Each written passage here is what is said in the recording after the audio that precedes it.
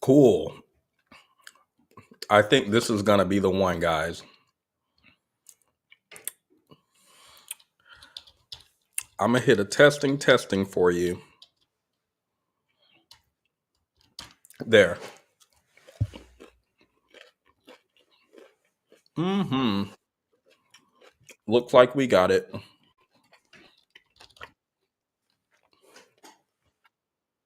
There's the testing. Now I can see you guys and we can talk.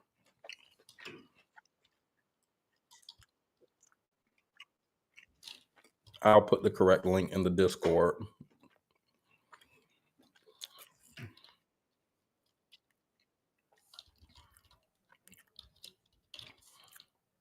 Sorry, everyone. My apologies. Now I can tell you. No, the crazy thing is, so I went live on the original one and it didn't go live, but it said it went live and I can see your comments. So I thought y'all were talking to me, but I was talking to myself. Then, like 3 minutes into my explanation for why I was late, it was like, yeah, it didn't actually go live, brother. You're gonna have to do it again. And that's so crazy because I was given the most heartfelt explanation for why I was late. Like, if you guys had have heard that explanation, I can never give it again now. I couldn't. It's too much sorrow, too much anguish, too much, like, it's just too much of a story to tell you guys.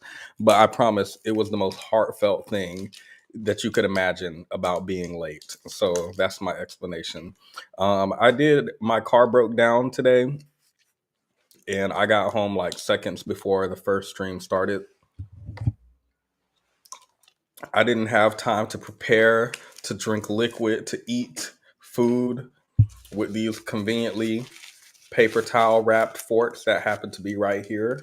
I guess that's good. That means I can eat these chickens without looking, a type of way. Eat it with a fork. Mm. Mm-hmm. Demure. Mm-hmm. Let me do the teacher thing.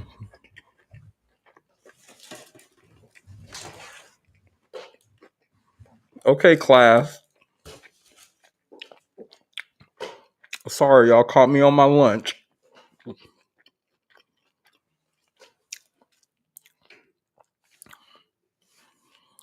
Yes, I have a chest tattoo. I actually have my ex tattooed on my chest and her name on my hip. I was a young man at the time and I thought that we were actually going to last forever. We broke up 3 weeks prior to the tattoo. Prior, not after.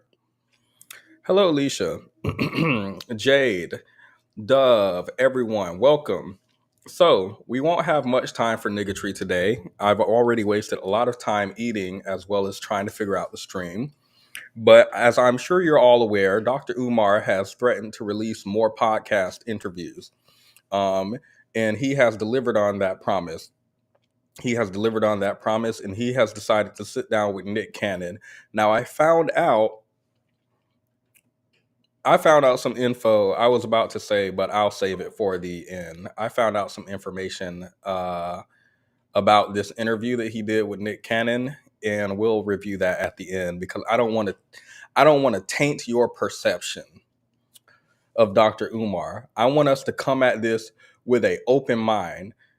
And to make sure we do, first we're going to go through a positive um, black male image, black male role model. I think that it's necessary to do this because we don't want Dr. Umar today to irreversibly damage the black male image.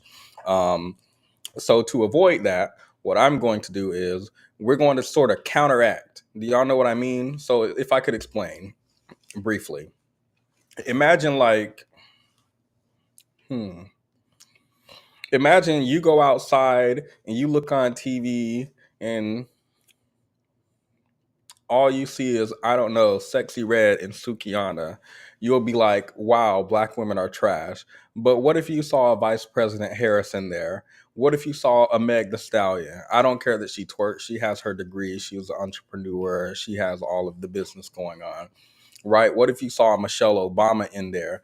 It's a sort of counteracting of the image. Do you know what I mean? If there was only a negative portrayal of you out there, it would do so much harm. But when you can counteract it, when you can flesh out your character in the media, when you can flesh out and people can say, oh, there's good, there's bad, there's in the middle, and everything in between, right? So that's what I think we should do. We should go ahead and flesh out some positive black male images, because Dr. Umar, I promise, is going to reverse anything that I can do for black men today. So I'm just going to try my best. That's what I'm going to do. Yes, Miss. Yeah, yes, balance. Balance. I'm going to try to be quick today, y'all. 30 minutes max. We're not doing more than a 30-minute stream. All right, so let me present this image to you. Does this look familiar? That's correct. This is a black man. Let's see what he's about to do.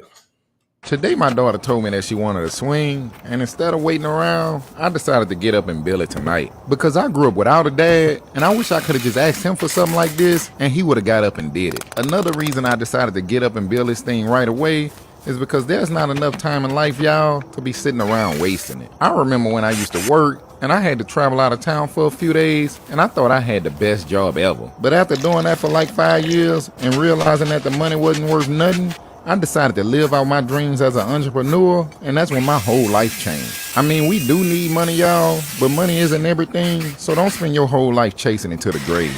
But on to the project. I used 3 6x6 posts, and building this thing was really simple. The hardest part was lifting the posts because they weigh like 110 pounds, so if you're not me, be sure to get you some help. But the final result did come out looking good, and if you agree, be sure to share this post because that's something I really appreciate. Now I'm gonna get off of here, y'all, and go enjoy this thing with my baby girl.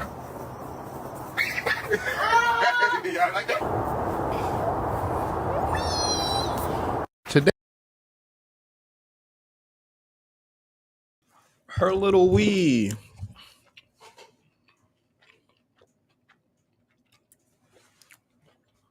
I didn't finish the food in time. The video finished too quickly. He comes up in my timeline. He's always building things. I've never seen this man before, but he was building a swing. And for some reason, I sat my silly ass on Facebook Reels, where I scroll through all these Reels a million times per day. And for some reason, I sat and watched that whole thing. So that's the first time I've seen him. But he says his name is John Tell Jackson. And apparently he's always building things. The backyard he built for his wife was beautiful. Well, maybe we can look at that in the future. That is sweet. That's quite cute. See, and if he came out and said, if he came out and said, I don't pay the mortgage because I built the house, nobody would be mad. Nobody would be mad. People aren't looking at alternative solutions. You don't have to pay the mortgage. You don't have to be the financial provider. You can just build stuff so you don't have to buy it. You can do that. Let me not sour this like sweet thing, actually. So there's our positive black male role model. That is all we're going to get. Are y'all ready for Dr. Umar? Going once, going twice. I'm giving y'all. Y'all tell me if y'all are ready. I'm not about to thrust him upon y'all if y'all not ready. That's one thing I'm not going to do to y'all. You decide. You decide. And see, I saw a clip of this on TikTok. So here's the issue. We were supposed to talk about Dr. Umar recently, but I've actually been really, really sick recently too. So I haven't been having a good week. My car broke down today, had to get it towed, had to pay a lot of money to get it towed, put it on the company card, don't care.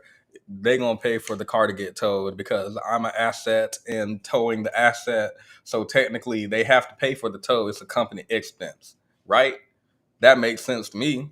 It should make sense to them, I hope. Not worried about it till holidays. I'm taking the day off tomorrow and probably not coming back to work until after New Year. So that's 7, 8, 10 something days from now, that's when we'll figure out if it's an appropriate expense. That's when we'll figure that out.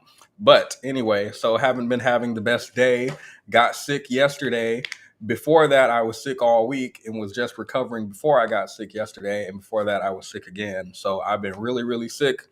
I just got my voice back. So it's a lot. It's a lot going on.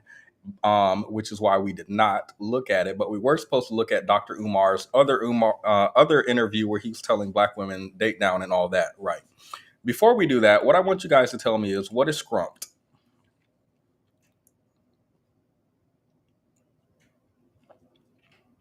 Anyone? There are no wrong answers.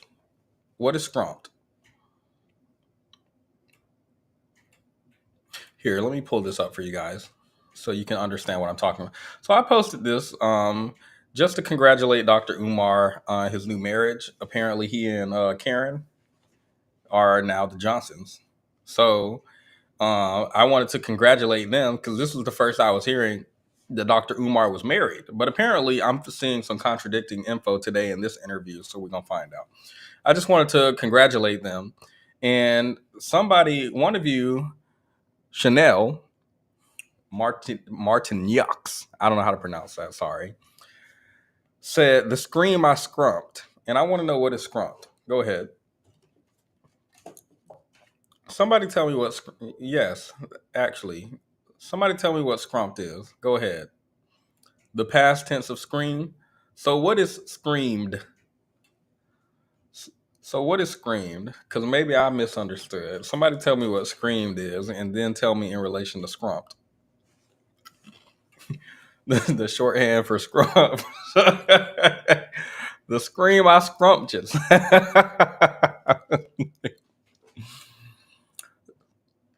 So while you guys tell me about scrumped, right? We're going to briefly review this. I hope we can briefly do this. We're going to briefly review this. I saw a TikTok, right? And this lady spoke about Dr. Umar's other interview. Since we're not going to be covering that interview today, we can just watch this brief recap. And I wanted to talk about one of the comments that she got. And that will pretty much sum up my whole thoughts on Dr. Umar's other interview. So let's go to her real quick while y'all figure out scrumped. Yes, I've also seen those mixed biracial Amish girls telling Black women that y'all need to stop following Sexy Red and love yourself. And their Black dads and white moms who they don't like Black women. I've seen them. We'll be talking about that too. Can someone break down for me Dr. Umar's incessant need to tell Black women to settle? So not only as a Black woman am I supposed to close myself off to every other demographic, but then I'm supposed to somehow also invest in the same group of men that would label me a gold digger if I asked for dinner on the first date. I know the Black community loves to play all these games when it comes to the official terms of dating and being exclusive and yada yada yada, but you mean to tell me if a grown man approaches me asking me to be his woman, that I now have to sign up for some type of investment property just because he's a Black man? I don't think mortgage companies or landlords are looking at a financial vision of an empire as a form of payment. And if we're being real, if this man's plan or vision was so solid, investors would be jumping out of their drawers trying to give that man money. You looking for that from a woman off rip lets me know that your plan is not solid at all. This is also the same demographic that never fails to remind us what they've been through systematically, yet forgetting that their women have stuck beside them and been through the exact same things, if not worse. So if Wait. Actually, wait. We only have one positive example of Black men today. Actually, we can't show like several TikToks and then the interview and then wait, like actually we have to sort of meter this. Actually, I did not think about that. My apologies, guys. What I wanted to talk about though was a comment that I saw in particular. I'm hoping that I can find it. Let me see. So Ty on this video, I don't know if you guys can see this or if it's too small. So I'll read it aloud. But I wanted to talk about this phrase because this phrase says something like, "No man is perfect, you can't have it all." Basically, in response to this video creator. The video creator, as you guys can see, pretty much is complaining about Dr. Umar once again telling Black women to settle, right? Where he could be telling Black men to do better, right? Not even like, let's be clear, Dr. Umar doesn't even have to tell black men to compete with white men, which in a white supremacist structure would certainly be unfair, right? To expect you to compete with the person who society is built for. That might be unfair, sure. But just to do better, like more specifically, better than the women who seem to be on track to outpace you, if the data is any indication of anything, right? Which every race of women, but black women are knocking it out of the park, so to speak, however you want to refer to it, compared to other races when it comes to outpacing the men's, right? So the question that I believe Dr. Umar could be asking is for black men to do better in this conversation about the quote unquote gender war or whatever. Um, the question could be towards black men about what we can do better as opposed to black women, lower your standard. And that's what the lady in the video is talking about. So I was intrigued when I saw this comment, right? So this comment from Ty says, "You ever heard the saying, treat the janitor the same respect as the CEO? Dr. Umar, is not telling you to settle. He's saying that it's okay to be with a trying man than a successful one. Everyone's definition of blank." Uh, it's 180 replies to that. We might not find the rest of her comment. Ooh, we might not find. Yeah, we might not find the rest of what she was wanting to say, but it seems like she's saying she understands Dr. Umar, right? Dr. Umar is not telling black women to settle.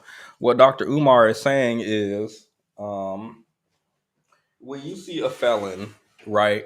Was it Dr. Umar who was telling black women to adopt a felon because after a black man goes through the system, it's really difficult to get back reintegrated into society? So, like, take a chance. Was that Dr. Umar? More on that later. But anywho, Dr. Umar is saying, look at these men who the people are seeing as the bottom of society, not necessarily due to their skin color, but lack of finances, let's say, and education, socioeconomic status. And he's saying, look at them the same way that you would look at the CEO, right? The creator of this post said, I know exactly what he said in multiple videos. So like I said, maybe rewatch the video, babes. Now let's pause. This is already some drama. As soon as you get babes involved, it's already some drama.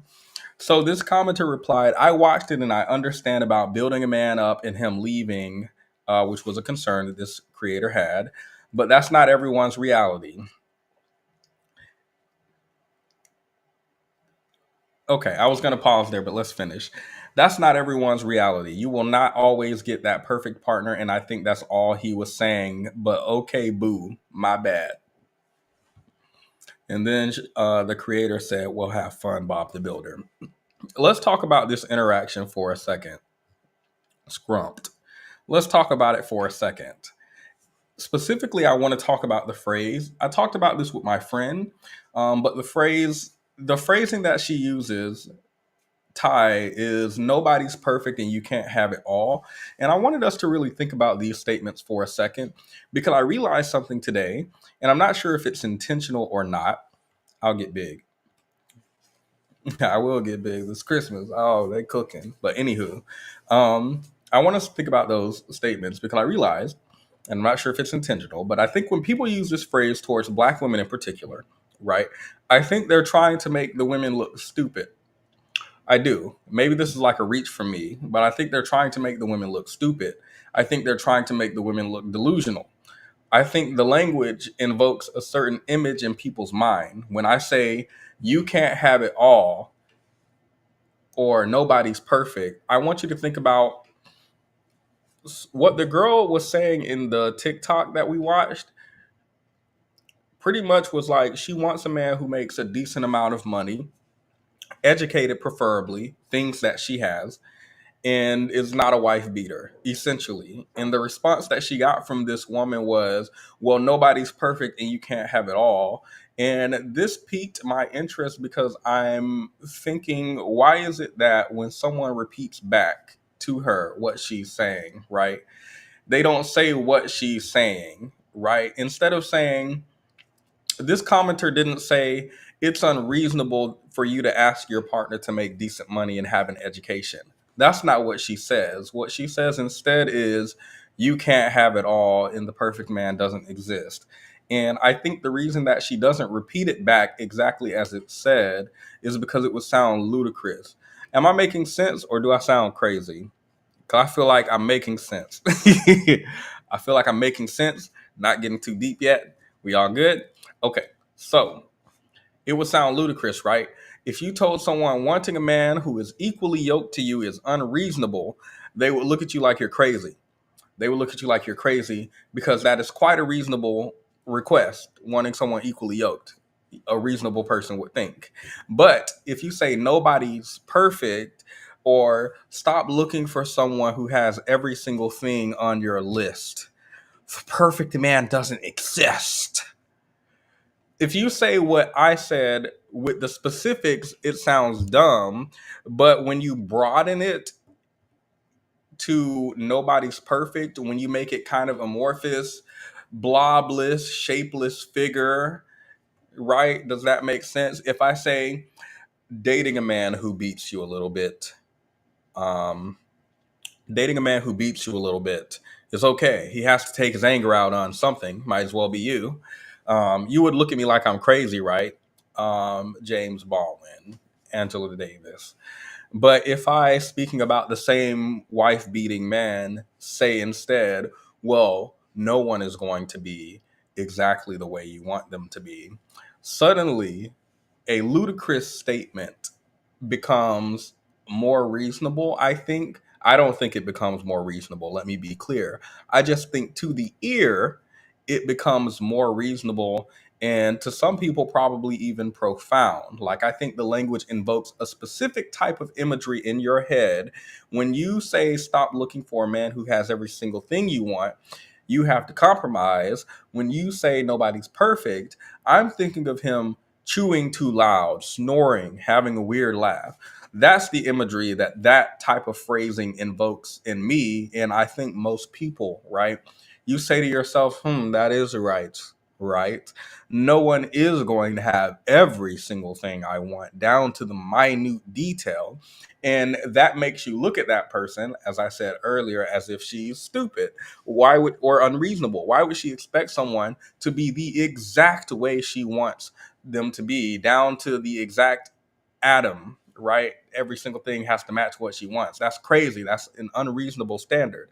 So that, I believe, is the thought in the that the language used invokes. So when this woman says, "I want a man who's equally yoked," and your response is, "That's unreasonable and your standards are too high," it's a bad look. But if I package my words up with a neat bow and some wrapping paper, happy holidays, and I throw out a C, the problem with modern women is that you want your man to be perfect.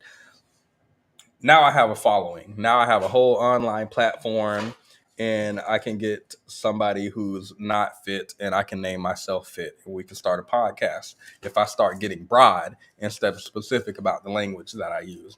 Does that make sense?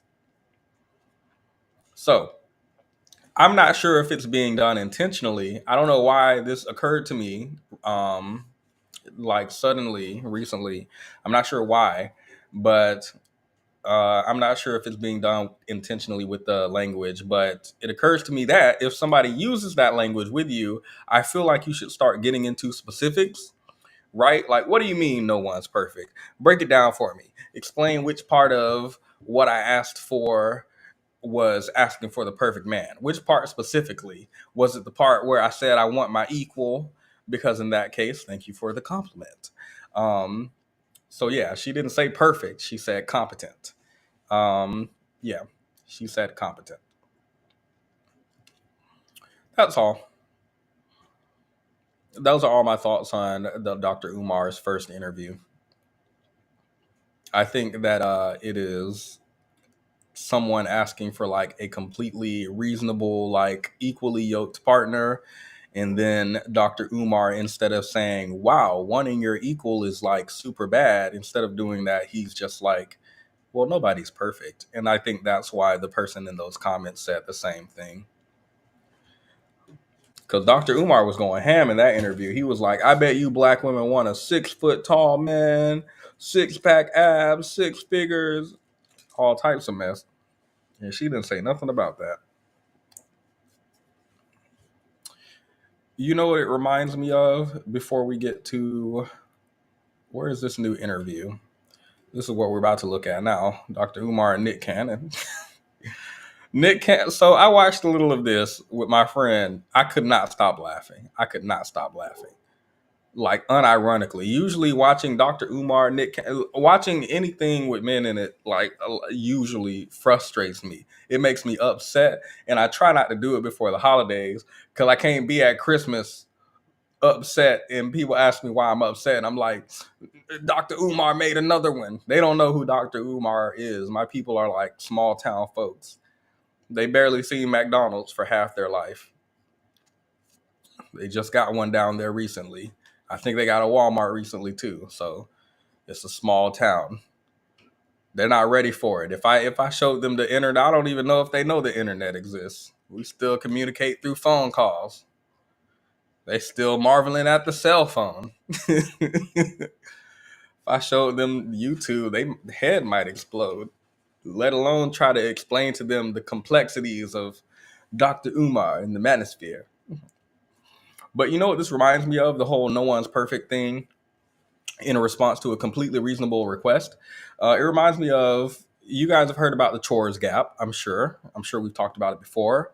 Going on in homes right now, women tend to do more household chores because men either A, they don't do them, or they don't do them, or they do them incorrectly and you have to go behind them, right? Or B, they throw out the classic, how does it go? I would have done it if you just told me.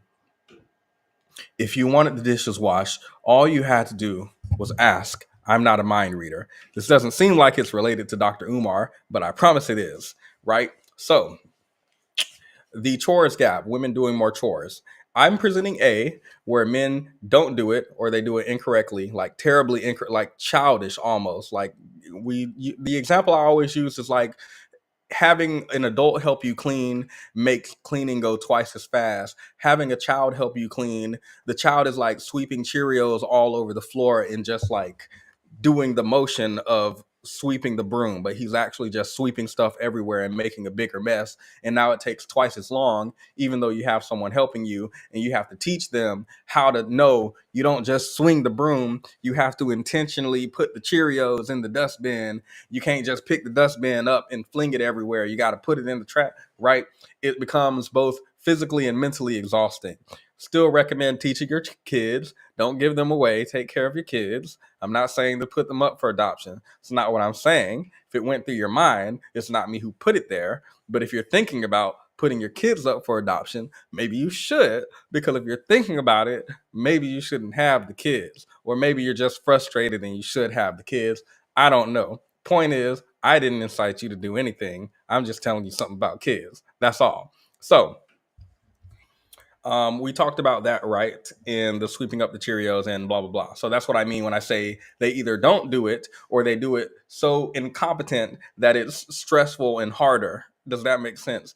And then the second thing that I caught on to is I would have done it if you told me. I'm not a mind reader, and I'm not asking you, right, to be a mind reader. I'm asking you to be a competent adult, capable of critical thought, to say, the trash is getting full.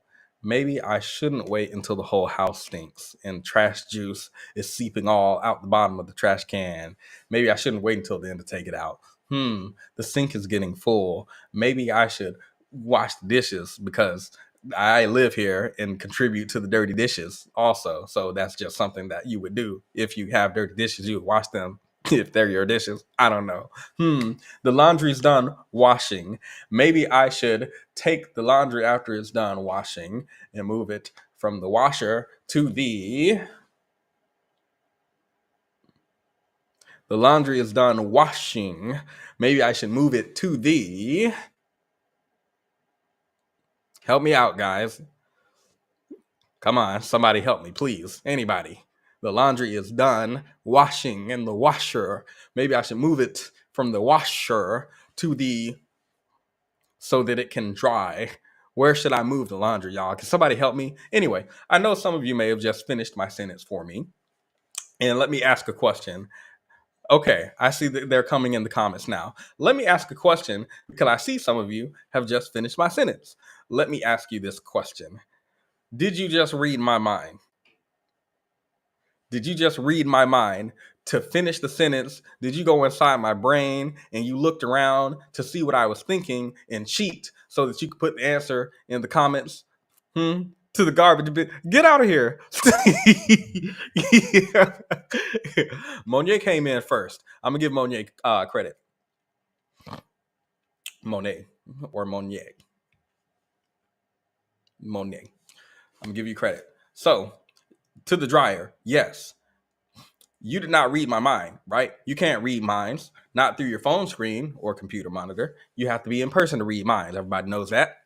Can't read minds over the screen. It only works within 3 meters. Everybody knows that. So you didn't read my mind when I said move the clothes from the washing machine to the blank. You didn't read my mind. You used critical thinking, right? Remember when we talked about that a couple live streams ago? You put 2 and 2 together because you're an adult. Critical thinking is something you start learning when you're like 2 years old. So you should be very experienced in it by now, I assume. All of you are grown.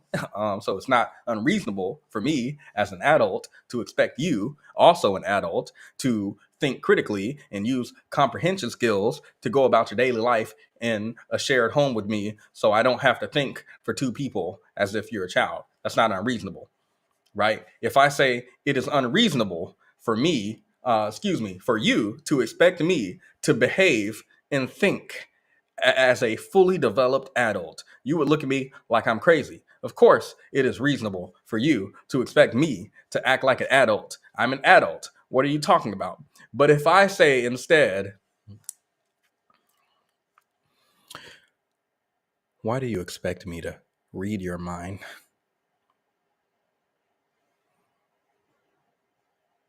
Can't you just tell me? Can't you just communicate your needs to me? It sounds completely fine. It sounds noble, even. Wow, he just wants me to communicate my needs. I guess if I want the dishes washed, I should just tell him I want the dishes washed. That makes sense to me until you realize that what you're being asked to communicate is move the clothes from the washer to the dryer so that when they're done washing, they can dry. So yeah, I would ask people to break down stuff into specifics and see if it sounds stupid. And if it sounds stupid, tell them it does. You sound stupid right now. What do you mean you didn't know where to put the clothes after they're done washing? You sound dumb. Anyway, sorry. I feel unhinged right now. I feel unhinged and unsettled. That frustrates me to think about. But yeah, ask them to break it down into specifics. What do you need communicated? Tell me specifically what you need. Say it. Say the whole thing out to me. I want you to say, I need you to communicate to me that when you say wash the dishes, you need me to actually clean them and make sure there's not still gunk and food on them so you don't have to come behind me like I'm a child. That's what I need you to communicate to me. Make them say that out loud. Make them say it and then leave them and tell them they stupid. Anyway, that's all I ask for you guys. Ask for specifics. Ask them to break it down for you.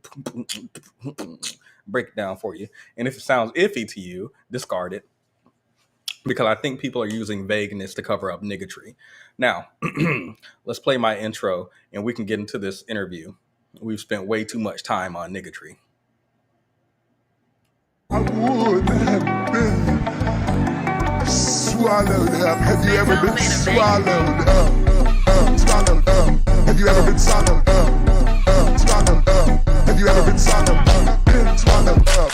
Been swallowed up. Been swallowed up. Swallowed up. Have you ever been swallowed up? Swallowed up. Been swallowed up. Swallowed up. Been swallowed up. Swallowed.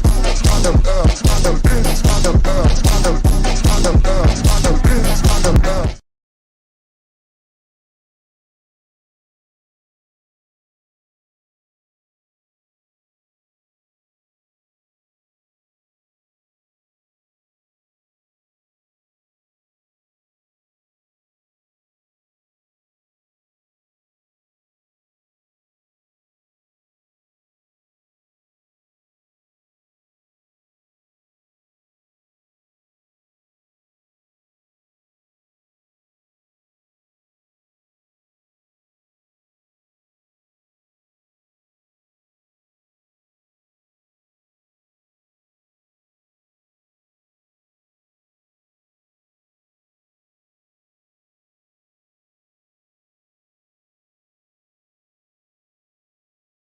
Now here I was explaining and all types of oops, y'all caught me eating.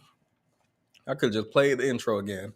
The only reason, by the way, that we just went through this whole thing about chores is because Dr. Umar's first interview, well, the TikToker that we watched who was responding to it in the interview itself had to do with black women asking for some incredibly basic, reasonable stuff. I would say less than, well, not less than reasonable because that would make it unreasonable, but I would say the bar is pretty low. It's not a lot. It's not a lot to ask for, in my opinion, at least. I guess some people would disagree, including Dr. Umar, but some incredibly basic, reasonable stuff.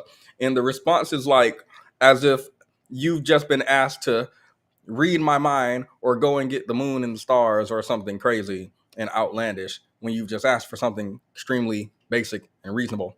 That's why we were talking about chores. I think that's a parallel that I've drawn regarding men in the home saying, I can't read your mind, just tell me what you want me to do, when it's like completely reasonable to expect someone to know that you should be, I don't know, wiping after you use the restroom or whatever other basic thing that people are trying to make it seem like is mind reading. Thank you. Be sure to hit the like because we got 3 different streams up. We got to make sure the right one is being put out there in the algorithm. Thank you very much. We're going to have a Christmas giveaway, by the way. More on that in a different stream. I will not release the details, the conditions. So Dr. Umar decided that a humiliation ritual is needed. He decided that Nick Cannon has been humiliating himself too much. Every time Nick Cannon opens his mouth, it's every time Nick Cannon opens his mouth, he somehow digs himself into a deeper hole. And every time that you think this hole is as deep as it's going to go, it gets deeper. I don't know what it is about Nick Cannon, but he'll always find a way to make himself seem like even a worse of a person than he did the last week. Does that make sense? Well, I feel Nick Cannon could come out today. Hey guys, I'm having child number 14 and 15. Of course not with any of these first women or with the same baby mama. Here are these 2 different women who I've decided to be with now. No, I'm not going to stay with them. That's dumb. And yes, of course, I could take care of all 15 of these children in 9 different households. I feel like Nick Cannon could just come out and say something like that today, unironically. Wouldn't surprise me, and that hole would get deeper than I ever thought it could go. And then it'll just get even deeper next week. So Dr. Umar decided he's had enough. I'm tired of my brother man, Nick Cannon, embarrassing himself. I'm going to take some of the heat off of him, and I'm going to participate in this humiliation ritual. That way, people start looking at me instead of Nick Cannon.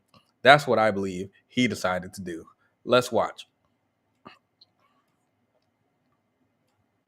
Many of us have had work wives. It didn't start out that way. You might have never even wanted them. But guess what? Them long nights in the office, her holding you down, y'all get closer. And sooner or later, her cookies get crushed. All right. We're just 3 seconds in. I already don't trust Dr. Umar in anybody's workplace. It's a HR complaint. We're 3 seconds in. Is this sped up? Hold up. I didn't speed it up that much, did I? I do not plan to cheat when I get married. I respect the institution too much. I'm sorry. Who does? Who plans to cheat when they get married? I didn't know those people were out there. I know that one woman cannot help me hold down the movement I'm building. You're gonna have shifts. No. I'm not even gonna play this game of hiring a secretary who's gonna do all this work and sooner or later ain't gonna reap the benefits of being the secretary. I'm coming in honest and realistic. Wife 1, wife 2, because my wives won't just be wives. They're gonna be workmates. We're working, we're building. All right. We're starting off strong. Nick Cannon is dirty for these clips. Let me start there. Nick Cannon is dirty for these clips. And I've watched a little bit of the beginning of this. And let me just say, Nick Cannon is pissed off at Dr. Umar. Nick Cannon is pissed Because Dr. Umar at some point must have said something about Nick having all these children with these white, biracial, and mixed, anything but black women. And Nick Cannon decided, well, he gonna find some dirt on Dr. Umar and get him back. He's salty. Y'all know how these people are. They hate being called out. They hate being called out for their y'all. I know y'all have seen these Cam Newton interviews. Cam Newton hate for Dr. Cheyenne Bryant to sit down across from him and say, "You know, you created several broken homes, right? And this is going to be detrimental to you." They hate somebody. These people hate to look in the mirror. I'll say that. And they hate when somebody comes and holds a mirror up to them. So Dr. Umar says something about this man and his decision to sleep with 11 million white women and have kids with them, dilute the race, even though Nick Cannon is Hotep, pro-black, whatever.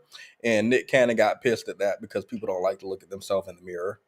So I believe that's why he clipped Dr. Umar like that and put all that at the front. He was like, hey, everybody, look at this. No, don't look at me. Don't look at what's going on over here. Look at this. Look what Dr. Umar said. He said he's going to have 3-4 women working, wife slaves. He wants his wife to be, yes. I'm going to need a secretary, reception. I'm going to need 2 wives. I'm going to be honest with you. And this is not a leisurely position. You're going to be working and slaving and laboring and cool. Dr. Umar's on the market, ladies. Let him market himself. Honor, privilege, and a pleasure. Once again, a safe space and a brave place. It's not about canceling one another. It's about counseling one another. And boy, this is session 3. And have I been getting some counseling from the great King Kong of consciousness, Dr. Umar Johnson. He done told me that I'm supposed to... that I desire my ex-wife. Yes, you do. I want her back, yes, which I know has caused the storm. I apologize to everybody who is involved in my personal life. That I know so much is being said. But one thing I will never deny is that I passionately love each and every one of the mothers of my children. Wait, did he just say he wants Mariah back? Hold up. That storm, my ex-wife. Yes, you do. He done told me that I'm supposed to... that I desire my ex-wife. Yes, you do. Okay, so Dr. Umar has told Nick Cannon that Nick Cannon desires Mariah. Want her back, yes, which I know has caused the storm. I apologize to everybody who is involved in my personal life. And it's caused a storm. Oh, wait, what is, I must have missed this. Well, let me catch him catching turmoil in his personal life because Dr. Umar telling all his baby mamas he don't want you. He want that carry. Let me catch Dr. Umar ruining people's 15 women relationship, polygamy, whatever Nick Cannon has going on. That I know so much is being said. But one thing I will never deny is that I passionately love each and every one of the mothers of my children, from the first to the last. One, for giving me such the beautiful gift of, a legacy of offspring. But I feel like I have real, true love in connection with all of them. I don't believe I made every single one of my children out of love. Not one of them were an accident. That was fully. I know Dr. Umar is not going to ask, but I'm kind of like, I'm kind of like, explain that a little bit for me. Like, explain it a little bit for me, just a little bit. When you say they were all made out of love, like when you, because some of them I know were born like a couple, what is it, like days apart. So when you say like I genuinely loved all of these women and all of this was created out of love, is it like you were like very in love and enthralled with this woman and then like a couple days after you were like, wow, still having relations intimately with the first, second, third, whichever one love that you had, now you meet love number 7 and you're like, ooh. And then you go over there and do some loving. And then like, or when you say love, what do you mean, I guess? Because when I think about love, I think about something very specific and it ain't got nothing to do with lying down. So I'm wondering what he means when he says they were all made out of love. Because if you're talking about making love, then okay, we could agree there, but that doesn't mean much to me. But if we're talking about anything else, I don't know about that. Enthralled, engaged, and in love with every single person that I made a child with, and in all deliberate in that sense, to where now there's a difference. And see, that's why Nick Cannon won't let me interview him, because I would have immediately said, name all 13, how many? 9. Name all 9 of those women now. First and last. Name them all. You love them. Go ahead. Name each one, every single one of them. As a matter of fact, name them in order from when you met them. You love them all, so this should be no issue. Matter of fact, name all of your children. All of the children that you love, they were all made of love, who you love dearly. Name them all. All of them. Do it. That's what I want to see. I want to see you name them, sir. Because I don't believe him. They were made out of love. Okay. This sounds like we're okay. I was talking to my friend about this. I heard a poem, and maybe I can find it. It's on TikTok. Somebody read it aloud, but it was about a black woman who met and dated a black revolutionary, and she talks about that. And she, like, to me, she's describing dating a narcissist, which is interesting because that was my view on Dr. Umar during this interview. Not Nick, probably Nick too, but yeah, let's let it get to that part. Between family planning in a nuclear traditional setting, or someone that we just talked about, like, I believe this person could be an amazing mother, and I would love to take it to the next level and have that. So you shared quite a bit about, you know, my personal infrastructure, and we've learned a little bit about Dr. Umar. One, that you are a father of 2. Yes. One which is fully grown, an adult. 22. And that you currently. When was the last time y'all heard about Dr. Umar's children? When was the last time y'all heard from them? When was the last time they came online? I love my dad. My dad's great. He's amazing. He's in my life. He's involved. When was the last time y'all heard Dr. Umar say, I just sent some money to my children. I just texted them. I FaceTimed my children today. I love my children so much. I sent them some new sweats. It's cold. It's Christmas time, y'all. It's getting cold. I sent them some gloves. When was the last time y'all heard this man talk about some children? I know people with children, they can't stop talking about kids. Well, involved parents. I know involved parents. They can't stop talking about their kids. I can't get them to shut up about their kids. They bring them into anything. Like, hey man, how's everything going? Yeah, man, my kid's running track, man, and he's fast, man. He runs indoor track because, you know, it's too cold for them to be outside, so he's running. Any excuse to talk about their kid, they love it. So I'm wondering how involved he is in his child's life, but I won't speculate on that. Y'all can, though. I won't stop you. It's a free country. Are not in a traditional relationship. You consider yourself single or looking, because you ultimately will be married, but not married to one woman. You are probably looking to be married to 2 women. Yes. So as you've said that, you know, I probably am operating in dysfunction in certain spaces, which I can accept. I have no problem doing that. I've been called an emotional vampire. I've been called a narcissist. I've been called a lot of things. Spiritual vampire. Spiritual vampire. My bad. But Dr. Umar. Y'all gonna tell me Nick Cannon not hurt? Y'all gonna tell me Nick Cannon not feeling shaded? Dr. Umar, okay, so you want 2 wives, but when everybody call me energy vampire, actually it's a spiritual vampire. Oh, thank you for the correction, Dr. Umar. Y'all telling me this man don't feel jaded? I can't prove that. Don't know Nick Cannon. Even if I did, I can't determine a person's emotions. Only they can. We can only interpret it how we see it.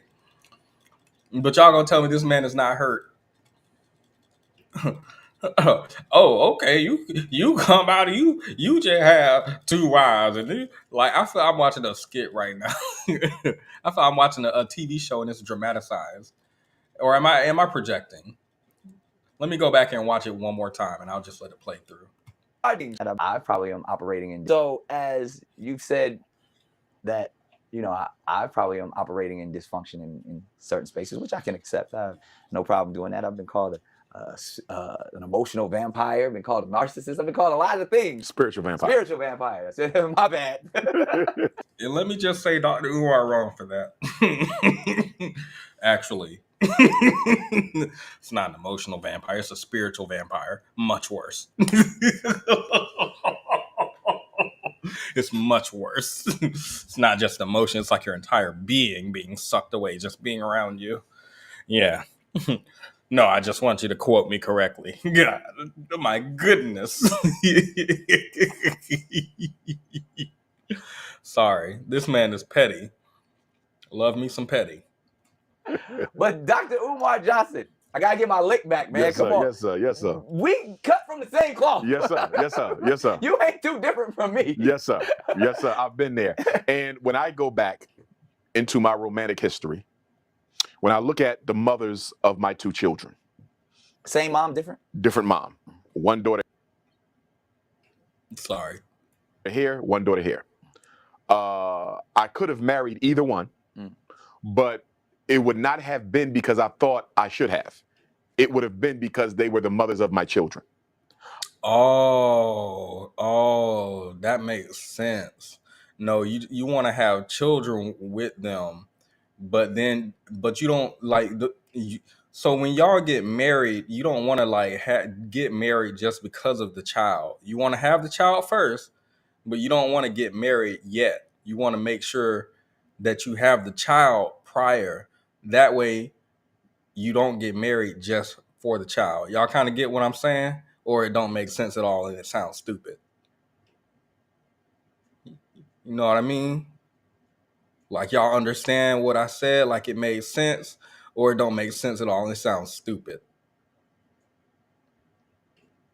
You decide.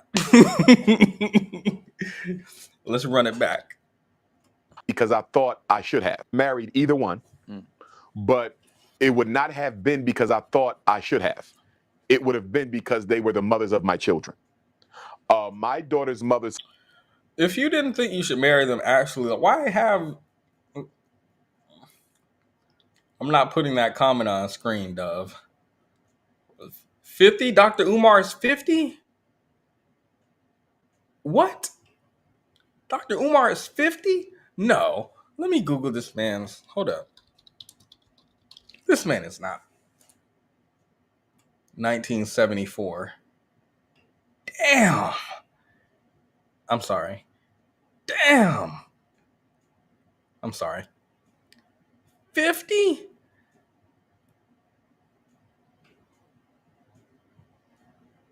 Oh my goodness.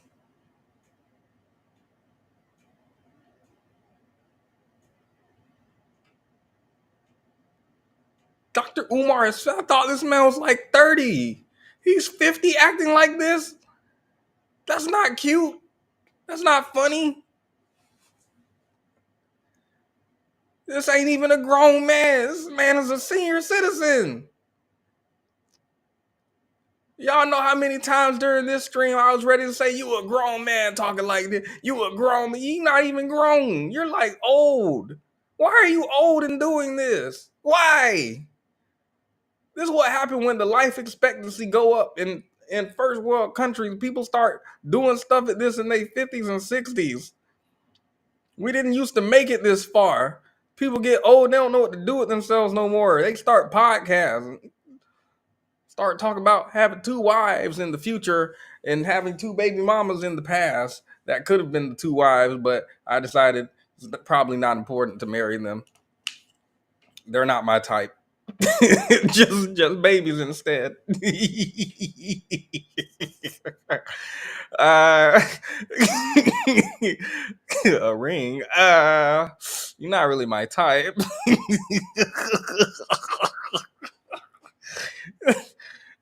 Pregnant? That's fine. Who cares?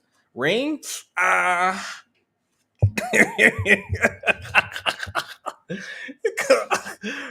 Okay, sorry. I did not know this man was 50. I did not know. Thought he was 45. I swear this man was 30. No, he's not 30.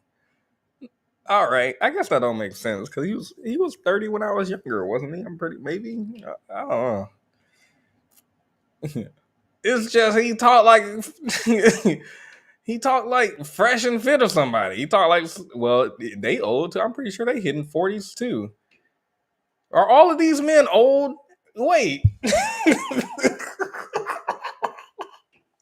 Am I sitting here thinking it's a bunch of 20-year-old people saying women suck, modern women, and then it'd be actually people in their 50s? And I'm just confused because I don't know why I don't expect old men to talk about such things like this, especially in this manner.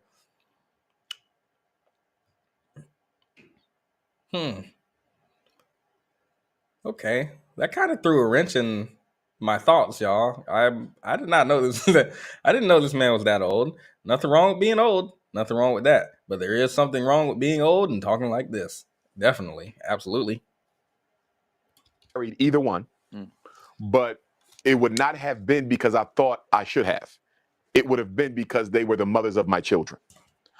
My daughter's mothers felt they should have become my wife purely due to pregnancy. And I told them I would not make a decision, a lifelong decision about who I'm going to spend. What? I'm sorry. I looked at the comments for a second, and as soon as I looked, I was focusing on the comment, but my ear heard something and my brain couldn't process it because I was reading the comments. Let me run that back. My apologies, y'all, because I feel I just heard something that my ears just made me pause and say, what? And my daughter's mothers felt they should have become my wife purely due to pregnancy. No, yeah, I did hear it right. My daughter's mothers thought he'll do anything but say baby mom. My daughter's mothers thought they should have become my wife purely due to pregnancy. First of all, I feel like that's a lie.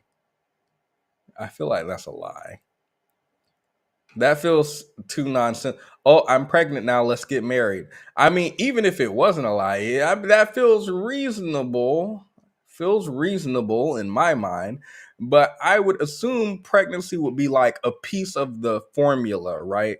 Not like the whole thing. Like, probably if you're sleeping with them, I'm going to assume you're dating or have some sort of romantic. I'm assuming, by the way, these happen separately. I don't know if his baby mamas are the same. I don't know. But I'm going to assume that while you were dating one, being romantic, having long-term, I don't know if it was long-term relationship either, but I would assume like these are all factors that contribute to them wanting to be married. And then obviously getting pregnant, yeah, I would say exasperate that. If you want security and like this is one of the ways for you to do it in our society as a woman who's giving birth to someone's child. Yes, I would that sounds reasonable to me, but he doesn't say it as if it's reasonable. He says it like they thought that I should marry them just because they got pregnant. It's like pregnancy, maybe I'm putting words in his mouth. We'll let him finish talking. But it seems like he's like, "Oh my god, it's just pregnant." Like, what do you mean marriage? It's just a kid, which seems backwards. But let's let him continue. I won't put words in his mouth. Just his wording seemed off to me. My daughter's mothers felt they should have become my wife purely due to pregnancy. And I told them I would not make a decision, a lifelong decision about who I'm going to spend the rest of my life with purely based on pregnancy.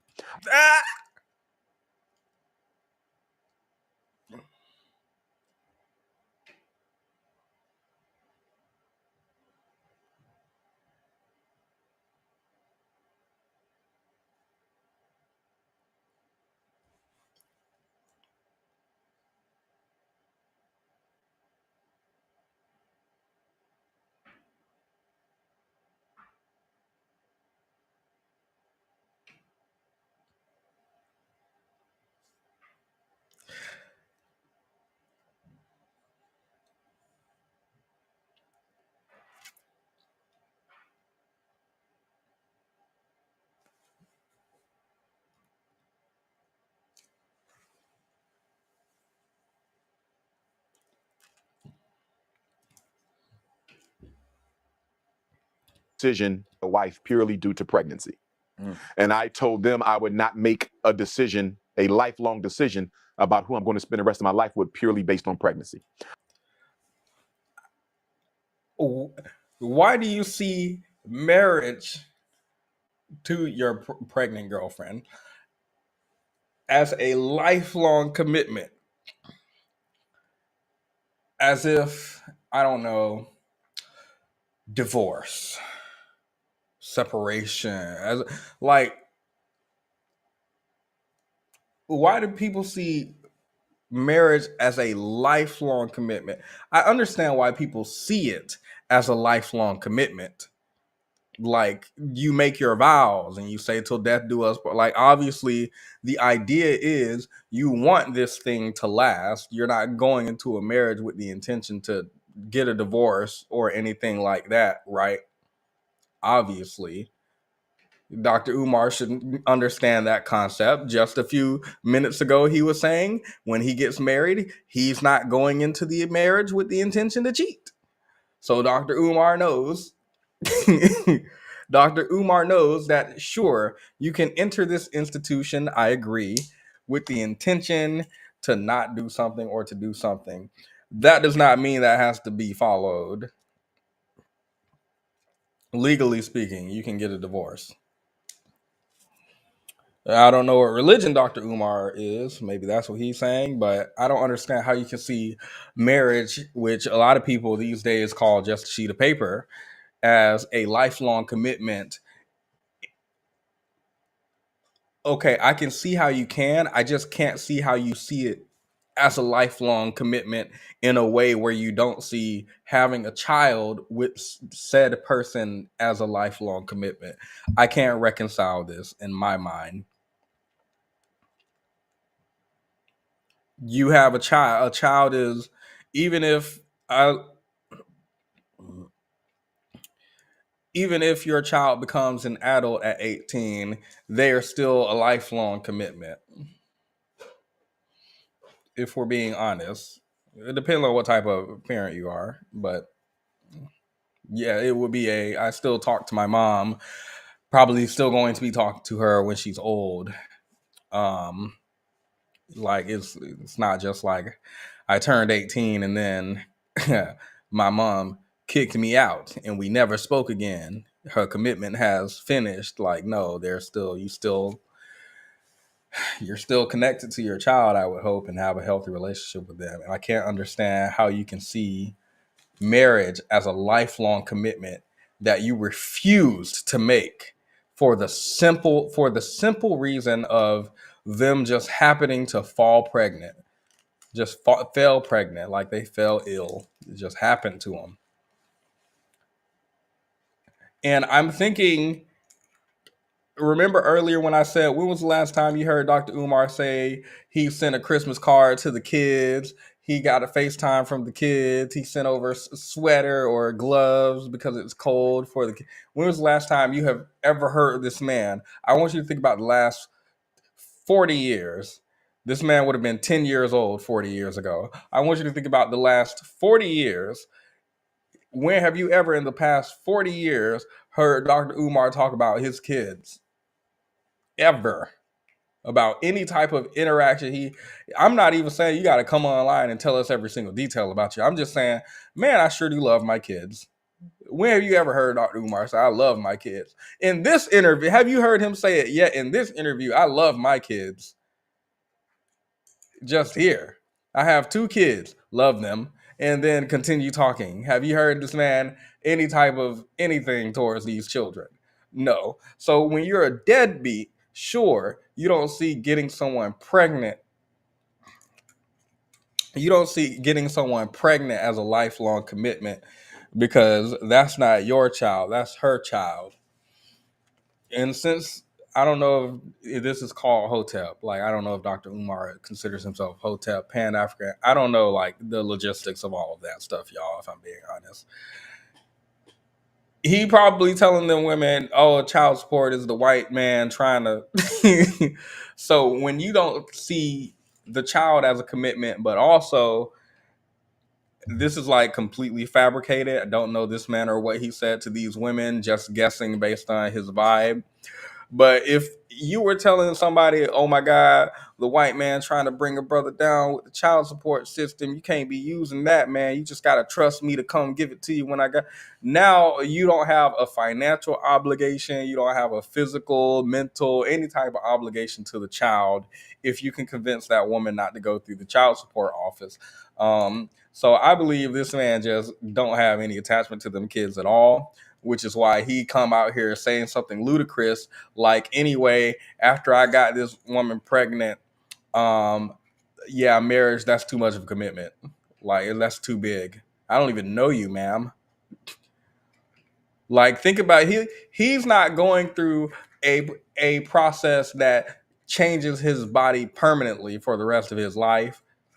He ain't about to have parts that are now going to sag, that are going to change and swell to produce milk, and that are going to adjust. He's not going to have a bunch of loose skin from a whole human growing inside of him, and now the human's gone, but the skin's still there. He doesn't have this devastating thing happen to his body, excruciatingly devastating. If you're a black woman, y'all can go and look up these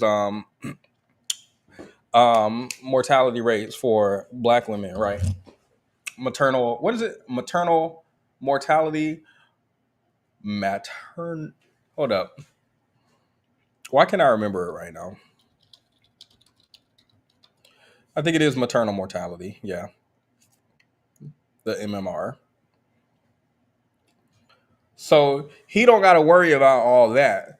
He don't got to worry about this being a potential death sentence. He don't have to worry about the medical system mistreating his body while he's pregnant. He doesn't have to worry about any of that. The child is of no consequence to him. It was just a fun night. And it don't seem like he's taking care of them kids based on anything I've ever seen him in. So likely he has no physical or any type of commitment to those children. It is of no consequence to him at all. It is not a commitment to him in any sense, which is why he can so boldly say, no, I'm not going to marry you just because you're pregnant. Marriage is a commitment. That's why he can so boldly say that. I don't know how else he can. I don't know how else.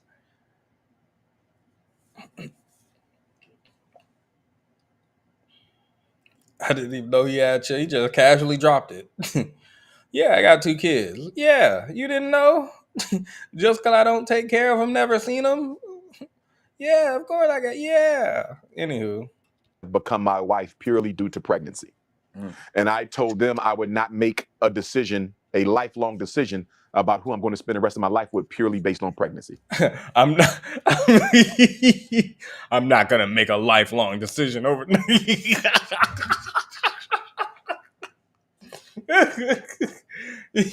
That's the problem with you women. Irrational.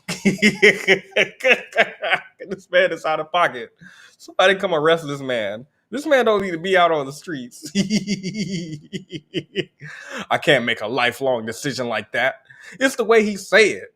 He say it like, my old pastor. I really hate pastors in black churches who do this, like, exaggerated way of talking. He talks just like that. That's what I can't stand about it. I feel like I'm listening to my pastor talk. And she thought, just because I pregnated her, that I had to marry, but I didn't, because marriage is a commitment. That's what I hear when I hear him talk. It annoys me to no end. I said we can continue to explore, to date. I would like to move in with you. We have to learn more about each other before we decide to spend the rest of our lives together. Sorry. He's like, hey, look, we got to move in and get to know each other before we start doing some serious stuff like that. Marriage and whatnot. I got to know you. How you having children? You don't care about... You got to get to know this person before you marry them fair. You don't want to marry a serial killer. You don't care if the serial killer has your child, has your DNA, is raising the... You don't care, like, the well-being of your child. Because what Dr. Umar is saying, it sounds like I need to vet you before we get married. Fair. Why you don't need to vet them before having a child? That makes me concerned for the well-being of your children if you don't need to vet the person before having children with them. He said, "I'll move in with you." That did not escape me. That did not escape me. He said, you need to let me move in with you and get to know." And he wasn't gonna give them no. I don't even know why he playing like this. If you had to just let me move in with you after I got you pregnant, I would have married you, but you didn't. So you lost out. Why are you lying? Why? Why? Why is this man like this? At 50. 50. My therapist would be like, everybody ages differently. You shouldn't talk about a person just because they're not where you think they should be at a certain age. My therapist pissed me off. Why you like? As a therapist, I know you're supposed to say that, but just just between me and you, you know these 60-year-olds ain't supposed to be. Come on, talk to me real. Stop talking to me in therapist lingo and tell me what I want to hear. About who I'm going to spend the rest of my life with purely based on pregnancy. I said we can continue to explore, to date. I would like to move in with you. We have to learn more about each other before we decide to spend the rest of our lives together. Yeah, I'm sorry. Food, it's gonna take us forever to get through the same 10 seconds. I'm so sorry. I can't make it through it. And then Nick Cannon. Nick Cannon just over there. Powerful. Powerful Dr. Umar. I didn't think about it that way. Profound. Let me go through it one more again. We can get past. I won't comment on it. To move in with you, we have to learn more about each other before we decide to spend the rest of our lives together. And they arrogantly said, it ain't going to work that way. I need to be your wife. What?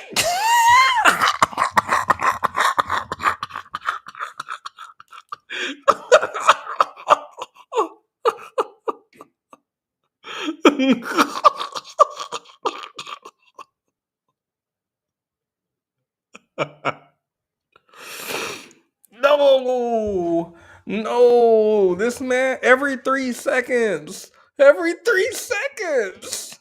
You lost out on me. My goodness. This man can't get 3 seconds. We're only 4 minutes in. He's doing this every 5 seconds, y'all. What are we gonna do? What are we gonna do? How arrogant.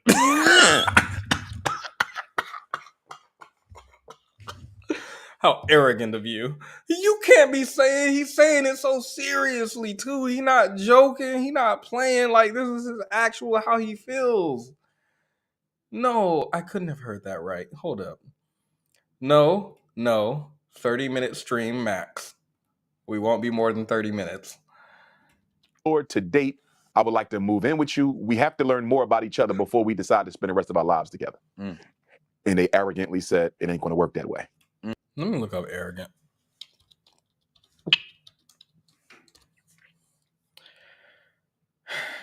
Arrogant, having or revealing an exaggerated sense of one's own importance or abilities. Maybe conceited is best. Excessively proud of oneself. Vain. Narcissistic. Having an excessive or erotic interest in one's. These don't sound like the women he's describing, because they're like, you got me pregnant, I think we should get married. That would make me feel secure. And his response is like, how arrogant of you.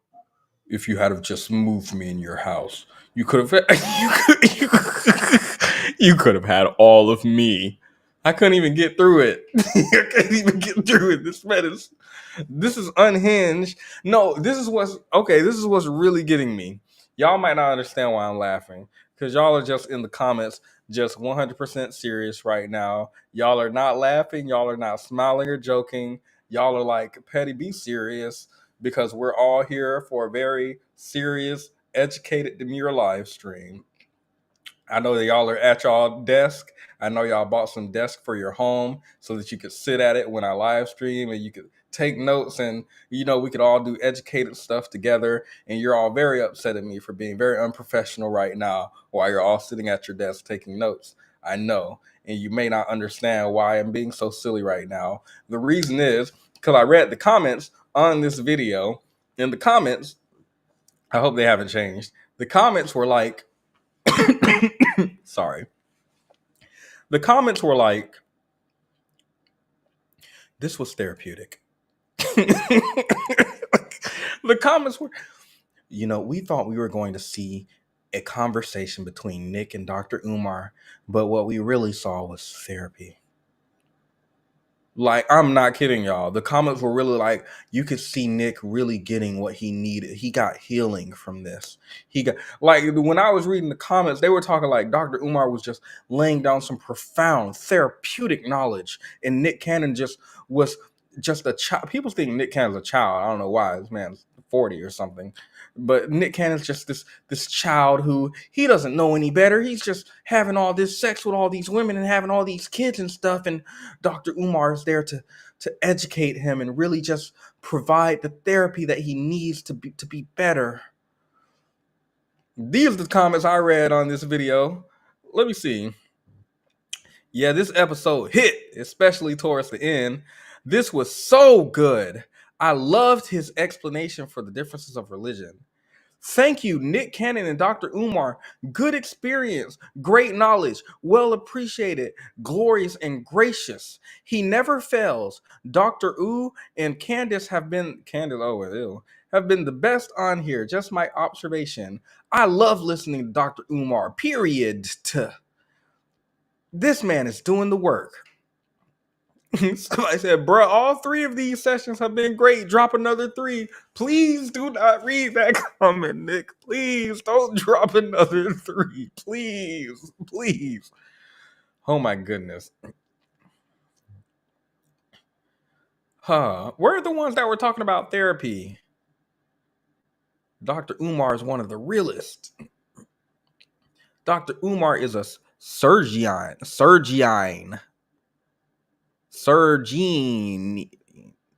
I don't know what that word is. Dr. Umar is a surgeon with his words, kind of similar to Kanye West, prolific Nazi sympathizer.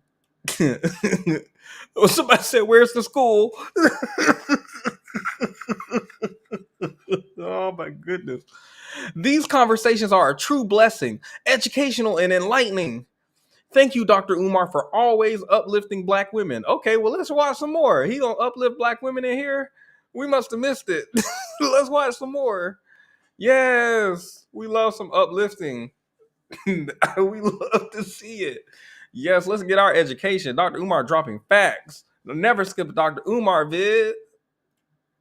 I need to be your wife, and I need to be your wife now. Had they been a little bit more patient and humble with me, either one, they would have became my wife. I don't know if they know that. They know it now because they're going to see this. If they would have just made me spit up my water. It's going down the wrong pipe.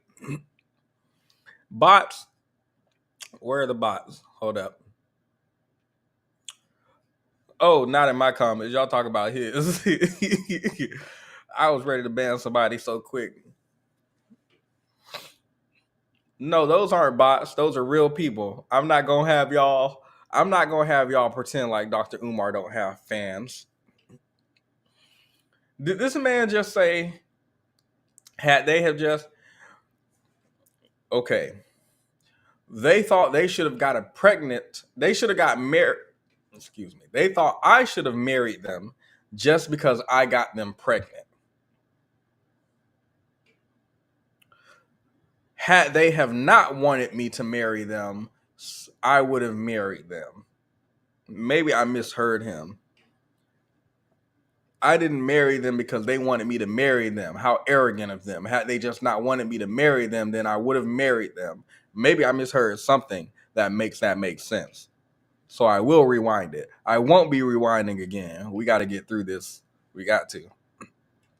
Had they been a little bit more patient and humble with me, either one, they would have became my wife.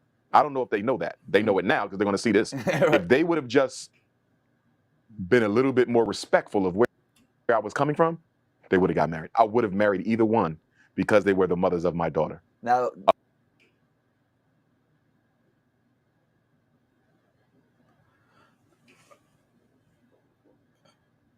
I know I said I wouldn't rewind anymore. This man just said, His issue was they wanted him to get married to them because he fathered a child with them. How arrogant of them, he says, to want him to marry just because he fathered a child with them. If they had have just not wanted him to get married, then he would have married them because he fathered a child with them. What? Nah, this don't make sense, right? I'm not about to rack my brain. No, because I'm going to just get upset. It ain't gonna try and make it make sense. I'm not. And he is lying, yes. Just lying. Oh my God, I would have married you if you had have just labored a little bit more. No, he wouldn't. If he wanted to, he would. One more. If they would have just been a little bit more respectful of where I was coming from, they would have got married. I would have married either one because they were the mothers of my daughter. Now, the same way you throw things at me in the sense Yes, of narcissistic. So you lied, like when you were like, "Oh, I need to date." You're saying you would have married them because they're the mother of your child, either one of them. But you're calling them arrogant because they want you to marry them because, you're the father of their child. Doesn't make sense to me. But also, you lie to them and you say, I don't know you and I need to get to know you, blah, blah, blah. So I'm not marrying you for that reason. But the real reason you're not marrying them, it seems like, is because they wanted you to marry them because they were pregnant. But you're saying that you would have married them because they were pregnant. Or is he saying, are they saying they wanted him to marry when they were pregnant? And he's saying, I would have married them when they became the mother of my child? Like once the child is born? I don't understand it. This don't make sense unless this man is just a walking contradiction and don't know what he's talking about. It don't make sense to me. I'm not going to try to make it make sense. Let's continue. They should have been more respectful and humble to him. If they had have just moved him into their home, he would have, if they had have just given him $700 a month, he would have flipped it. He had a vision. And he said, if you just give me $700 a month for 12 to 24 months, I could flip it and give you riches beyond your measure. If they had have just been more respectful and humble of his vision or whatever he was talking about in that other interview. Give me $700 a month. I have a vision. If you don't give your man $700 I'm gonna find that clip too. And even a statement, like, because a lot would take the statement that you just made as, okay, that's coming from someone who is rooted in narcissistic tendencies, toxic masculinity, of you making the choice and all of these things. And now, even at this point, looking not just for one wife, but possibly two wives to fulfill My desire for two wives, though, is not based on personal need. It's based on political need. Nick Cannon just said a lot of people will say what you just said is narcissistic and toxic masculinity. You just gonna skip over that and move straight to two wives? Well, let's move straight to two wives. Dr. Umar doesn't want to address those comments. His two wives are not for personal reasons. They're for political reasons. Got it. My desire for two wives, though, is not based on personal need. It's based on political need. Let me explain. Let's go to a pastor at a church, right? Okay. You have a mega church. Right. You have a mega church. You have your wife. And then you have your secretary. Didn't I tell you about these pastors earlier? Didn't I tell y'all a couple times I don't trust these pastors? I don't like these pastors. It's in the way he talk. I can tell. Just niggatry. As soon as he come out. I need two wives for a political reason. Not a personal reason. For a godly reason. Just saying some bullshit and breathing hard in between.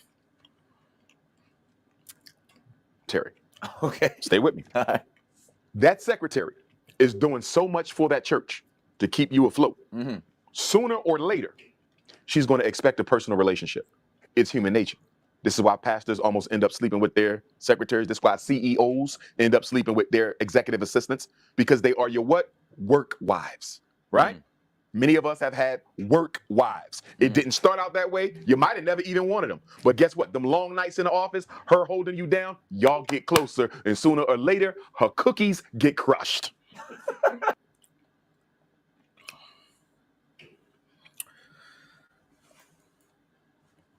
So Dr. Umar has no self-control.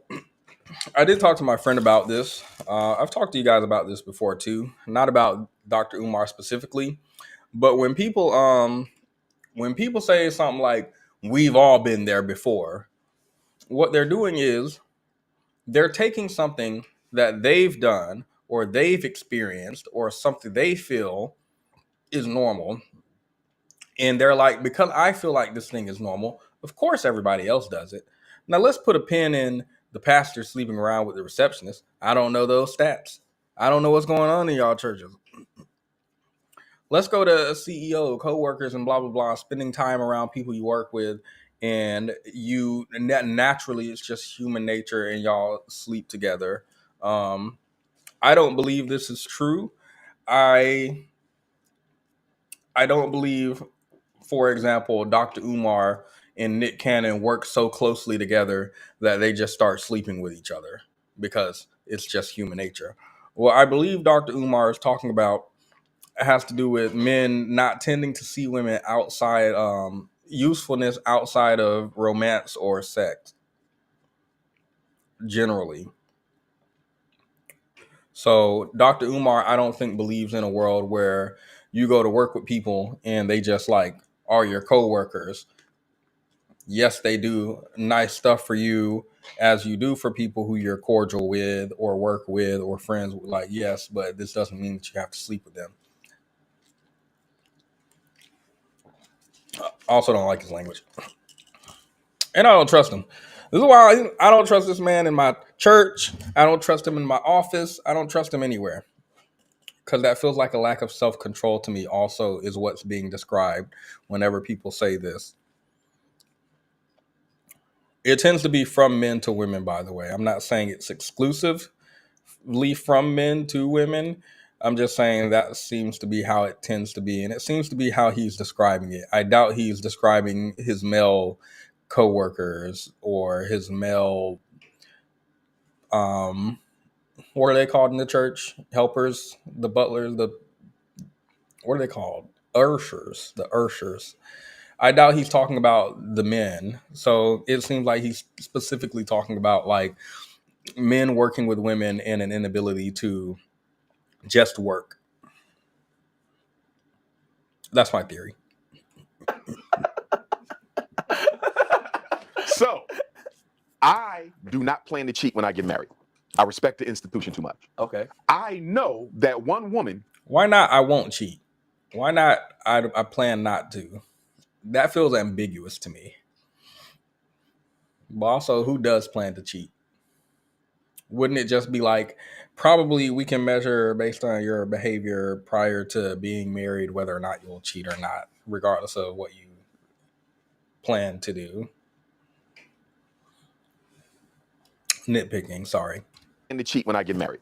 I respect the institution too much. Okay. I know that one woman cannot help me hold down.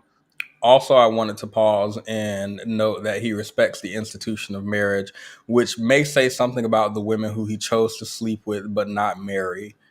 It may say something about the amount of respect that he has for them with what he decided to do to them as opposed to getting married to them. The movement I'm So building. you're gonna have shifts. No. So I'm not even going to play this game of hiring a secretary who's going to do all this work. Right. And sooner or later ain't going to reap the benefits of being the secretary. Okay. I'm coming in honest and realistic. Okay. And political. Wife one, wife two, because my wife. Okay, so Dr. Umar proposes instead of having a wife and hiring a secretary, presumably a woman, who's going to work for his organization, movement, whatever he does. Don't know what he does besides speaking engagement. I actually don't. I have no idea what he does. I would say the school, but I mean, I would say the school, but I can't. I legitimately can't. There is no school to say about. So I don't know what Dr. Umar does that he needs so much help with from a woman specifically, but he's saying he needs a wife to be married to, but he's going to need receptionist, secretary, whatever, for this movement that he has, this thing that he has. And inevitably she's going to want to reap the benefits of being a secretary, which presumably seem to be sleeping with him. And so instead of doing that, he's just going to have two wives. Some alternatives: male secretary,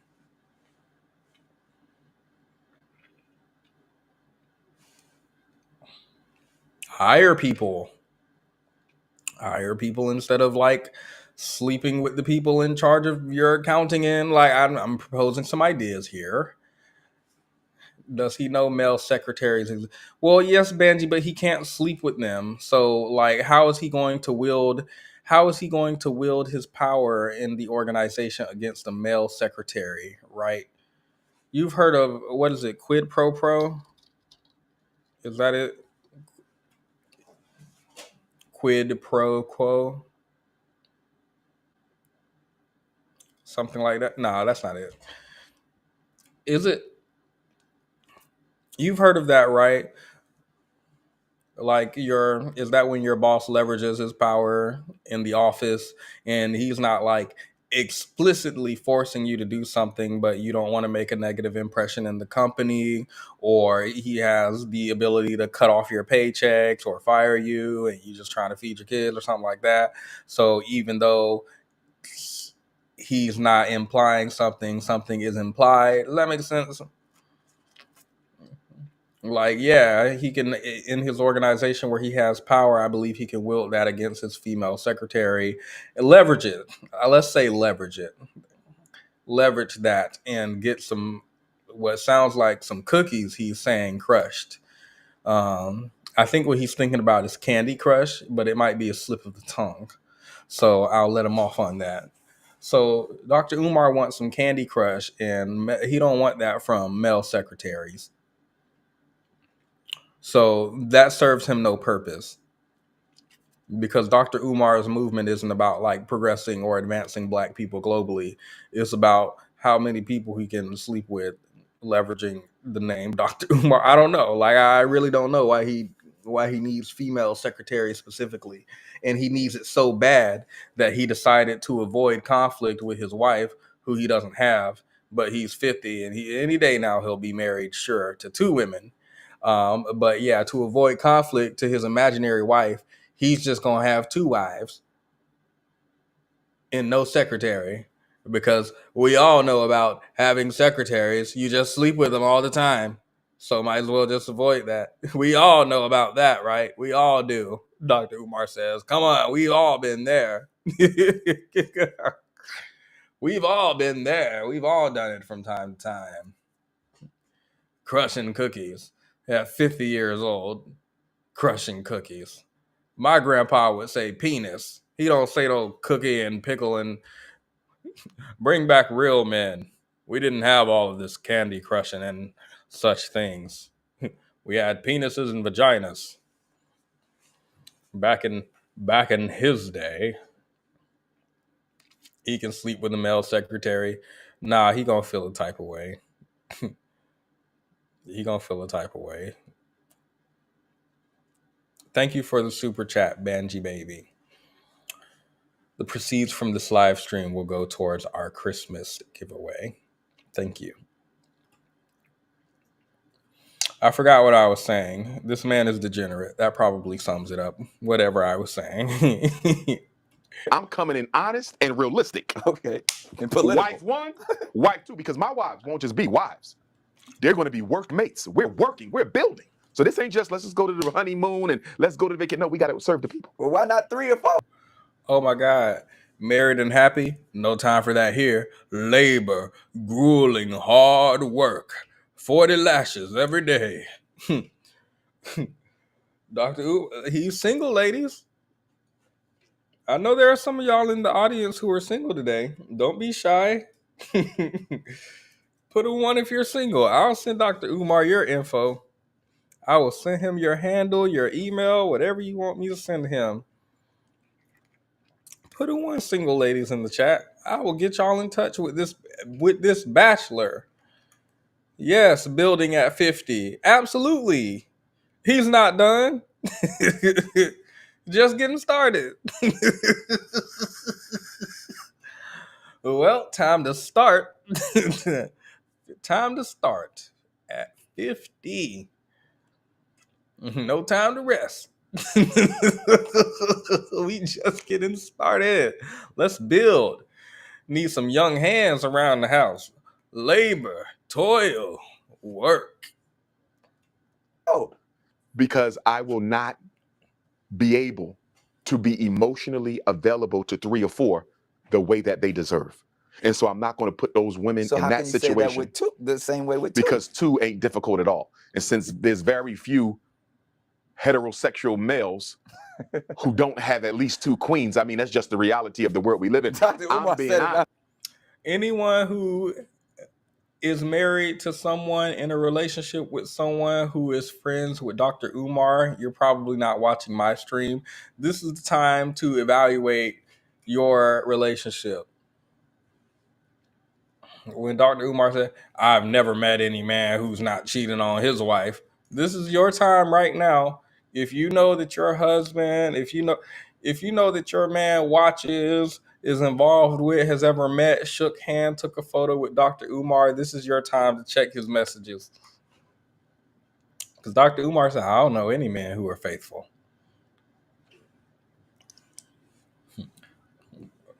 Ladies and gentlemen, our eligible 50-year-old bachelor, he won't be faithful and he'll make you work hard and labor because he hasn't done it yet. Just getting started at 50. Let's build. That's what I want to do when I'm 80. Start. Let's get started. Oh, yeah. Yeah, 50 is the new middle age. Come on, y'all. Life expectancy is up. Let's do it.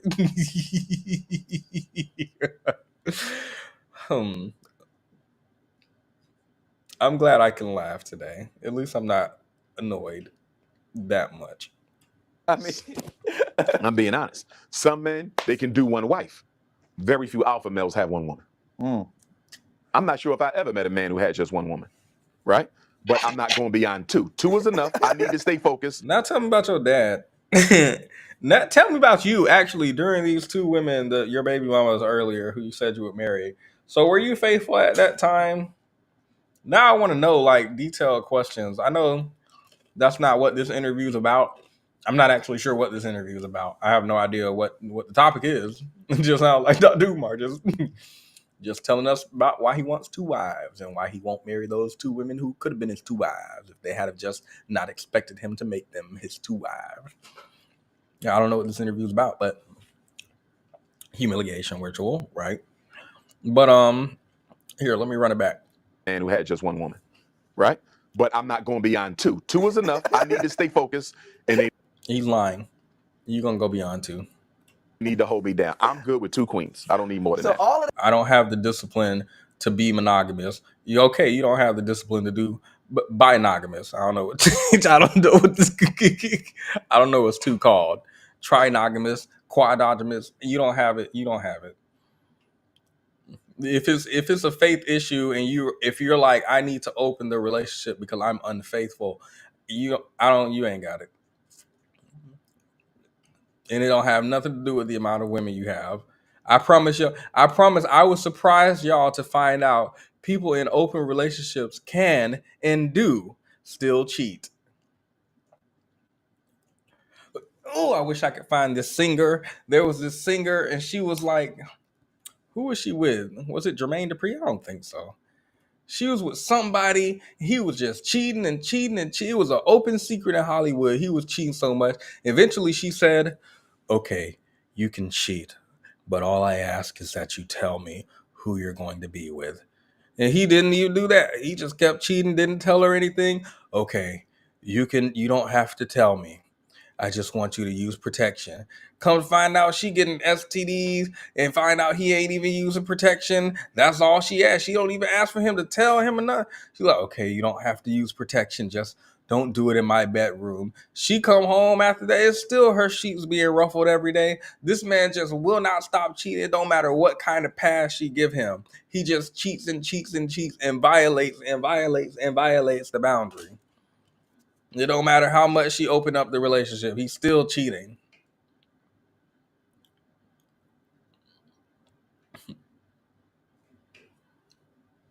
It's not a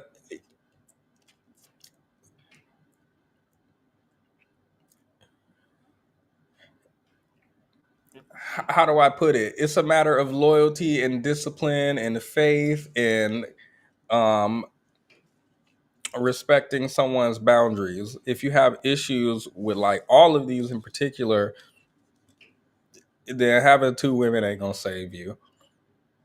Because woman number three, woman number three, open your briefcase. That stuff that you just taught me in these past 2 sessions about me not being emotionally available and how you No, I will be emotionally available to my wives. I will be, absolutely. Just a quick pause to notice that Nick Cannon's still hurt.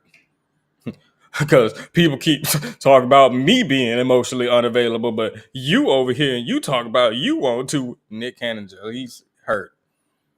He hurt. I don't know what Dr. Umar said about this man, but y'all know exactly how Dr. Umar is. Y'all know how exaggerated he is, how loud.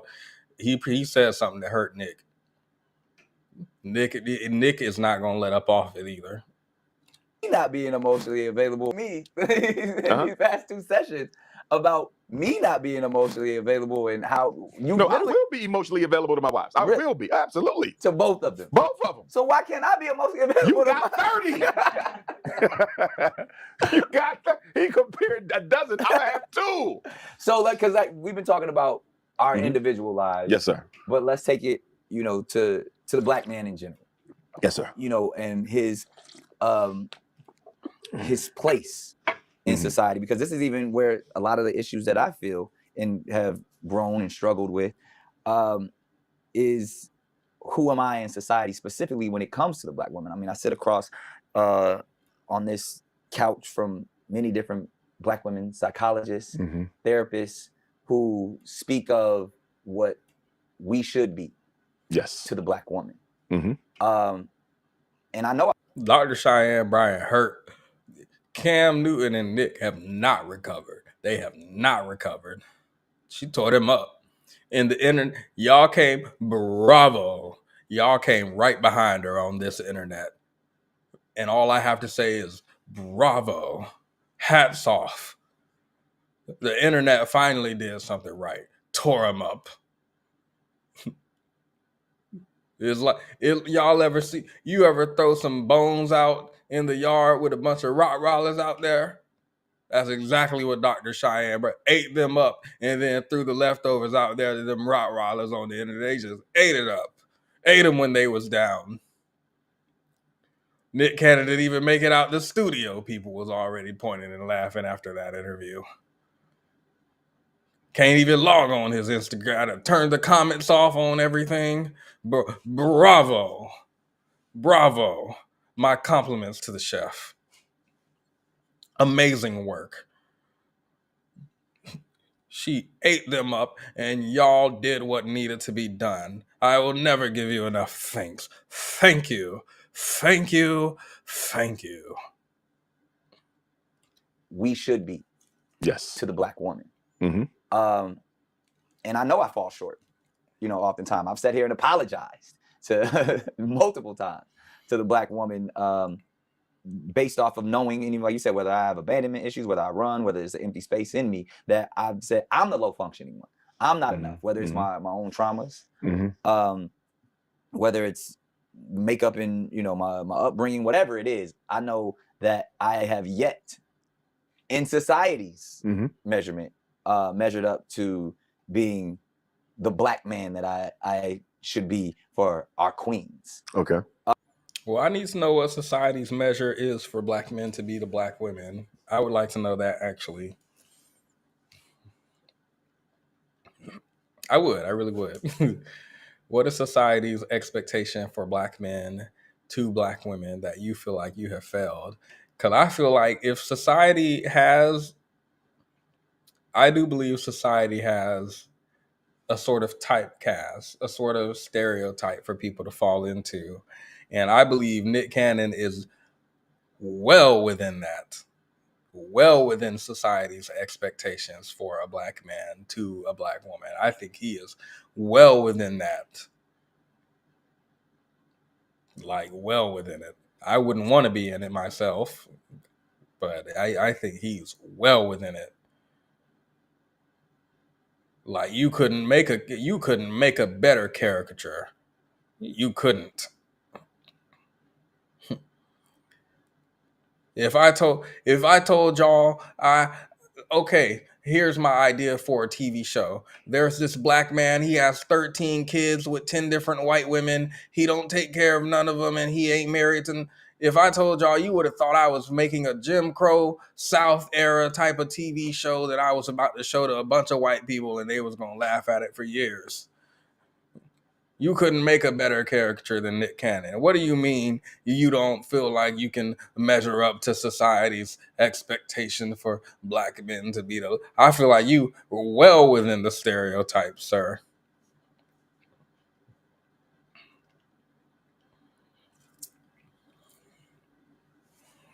Unless you talk about the we was kings and we need to be kings to our queens, which is very vague, but sure. Maybe he's talking about that one. How can, or what would be your advice to this generation's Black man that is trying to get it right, is wanting to do, but is faced with all of Let me get my notepad. That's me. Hold up. Okay. the obstacles, the demons, the traumas of these ideas that we've been taught that, you know, being a player is cool, having 30 women is cool, the king complexes that we assimilate to say, well, as long as I'm making enough money and I got all these women desiring me, why shouldn't I have them all? Because these are the things that, you know, are passed down within our culture. I think for Let's pause. I don't know if these two are the two we should be taking advice from as Black men. Remember the Black man at the beginning of the stream? He was like, I built this swing set for my kid because she wanted it.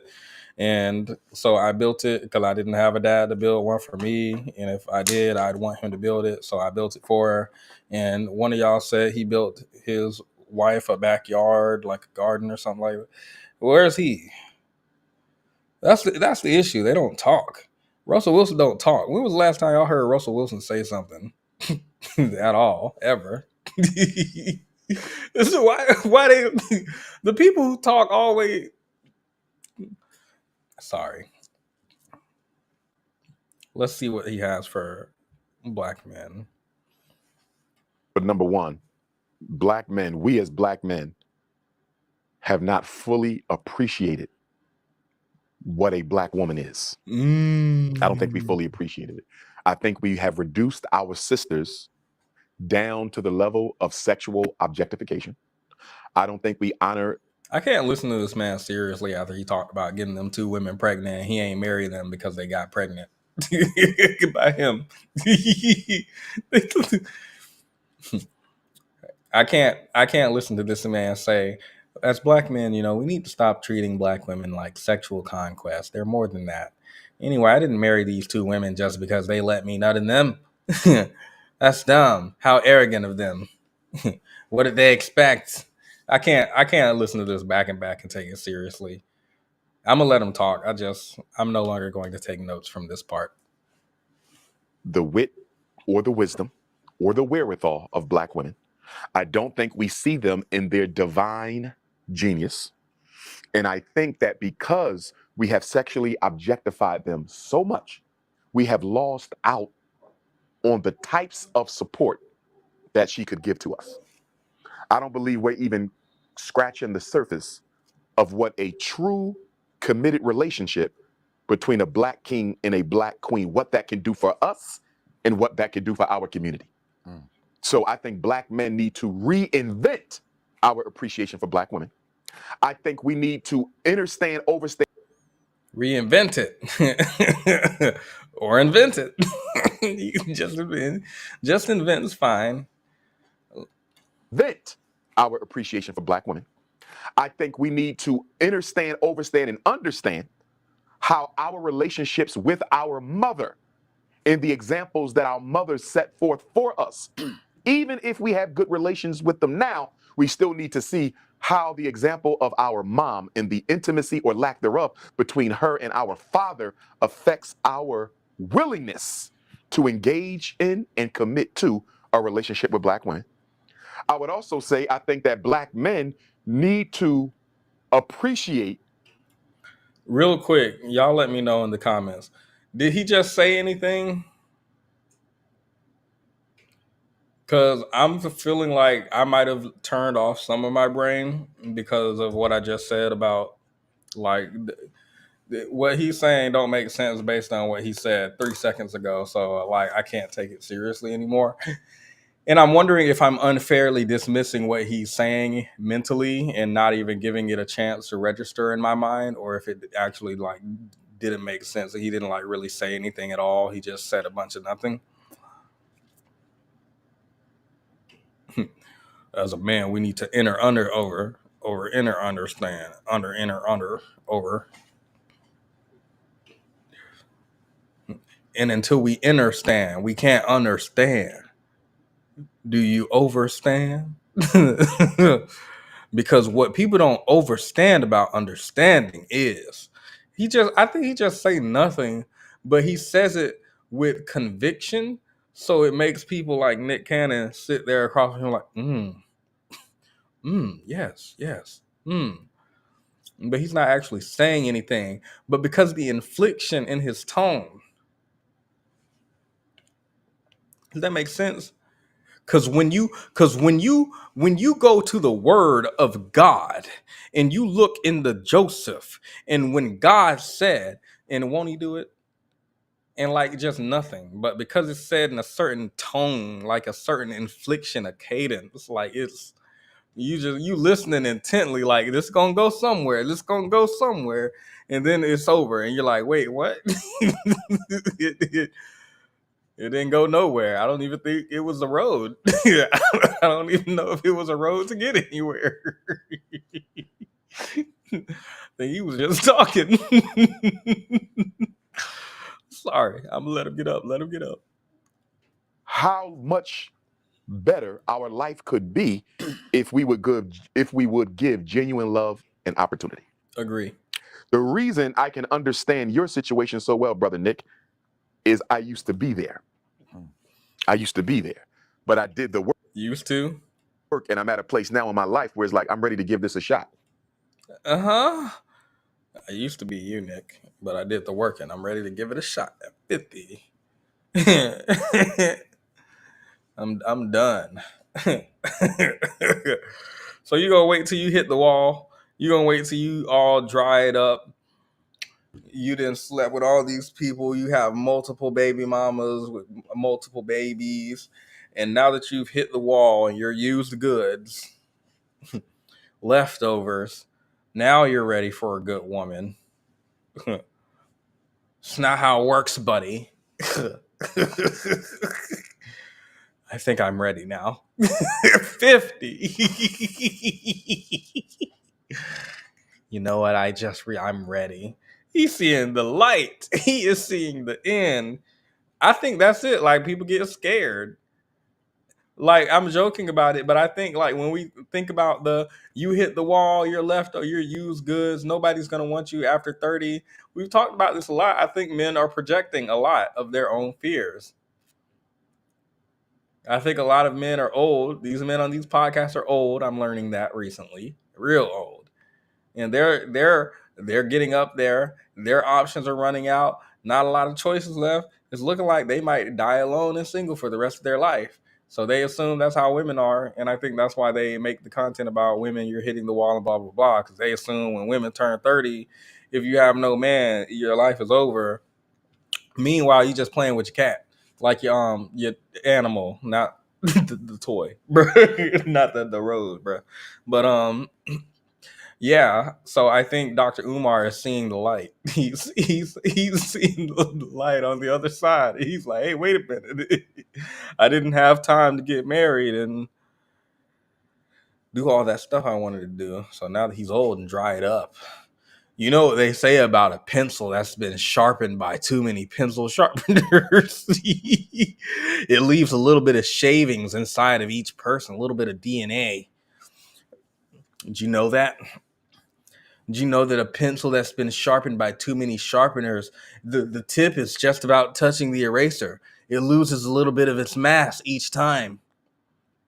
Only a pencil that's been sharpened by only one sharpener is worth anything. But now this guy's all dried up. His sperm's all shriveled up. It's sad. I heard the poor man masturbating the other day. When he finished, all I heard was,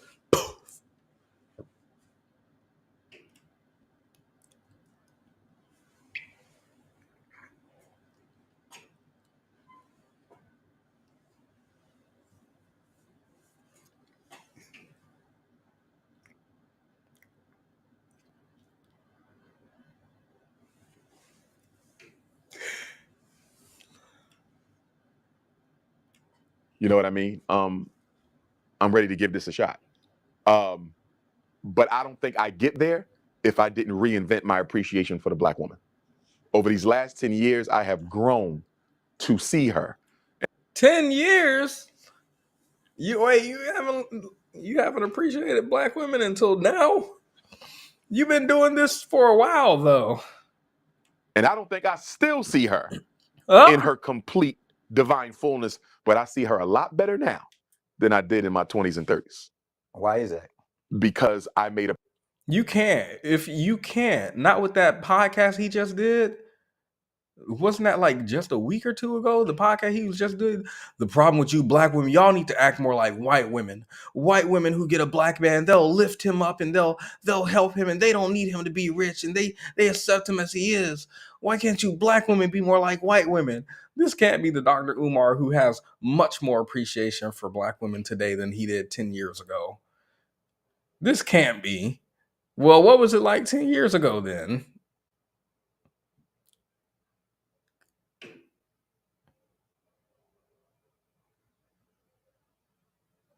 You don't think you need to go back in every single speaking engagement you had over the past 10 years? You need to go back and say, hey, that stuff I said about Black women, yeah, I need to undo the damage that I've spread to all of these people who listen to me. Like, this is like, y'all don't think this is like a big deal for you to be like, yeah, 10 years later, after I've been doing all this work and spreading my message, now I've started to scratch the surface of appreciating Black women.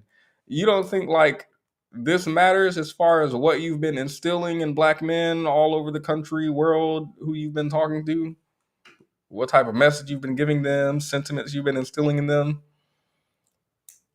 Like, it's just so casual for you to, yeah, over the past 10 years, I think now I've started to reinvent my appreciation for Black women. This concerns me as far as what you've been spreading to people throughout your career. I don't know when his career started, but he said 10 years ago, so when he started to see the light. better now than I did in my 20s and 30s. Why is that? Because I made a promise to myself that for all Black women have done for us as a race, and for what all Black women have done for me as an individual, I owed it to myself and to her, to our community, to our ancestors, and to the Almighty to do my best to not shortchange who she really is in my eyes. And I think practicing Ifa, the Yoruba spiritual system. Wait, I don't understand. So how do you have a need to change an, I guess, negative perception to a positive and reinvent your image of Black women in your head over 10 years if you're describing the reason that you're even doing that reinvention in the first place is because of all the labor and effort that Black women have put into not just the community but into you? while you were young. So how do you have the negative perception that needs to be like reinvented into something positive in the first place? If the black woman you've described from your youth is like laboring and working for me and the black men in the community.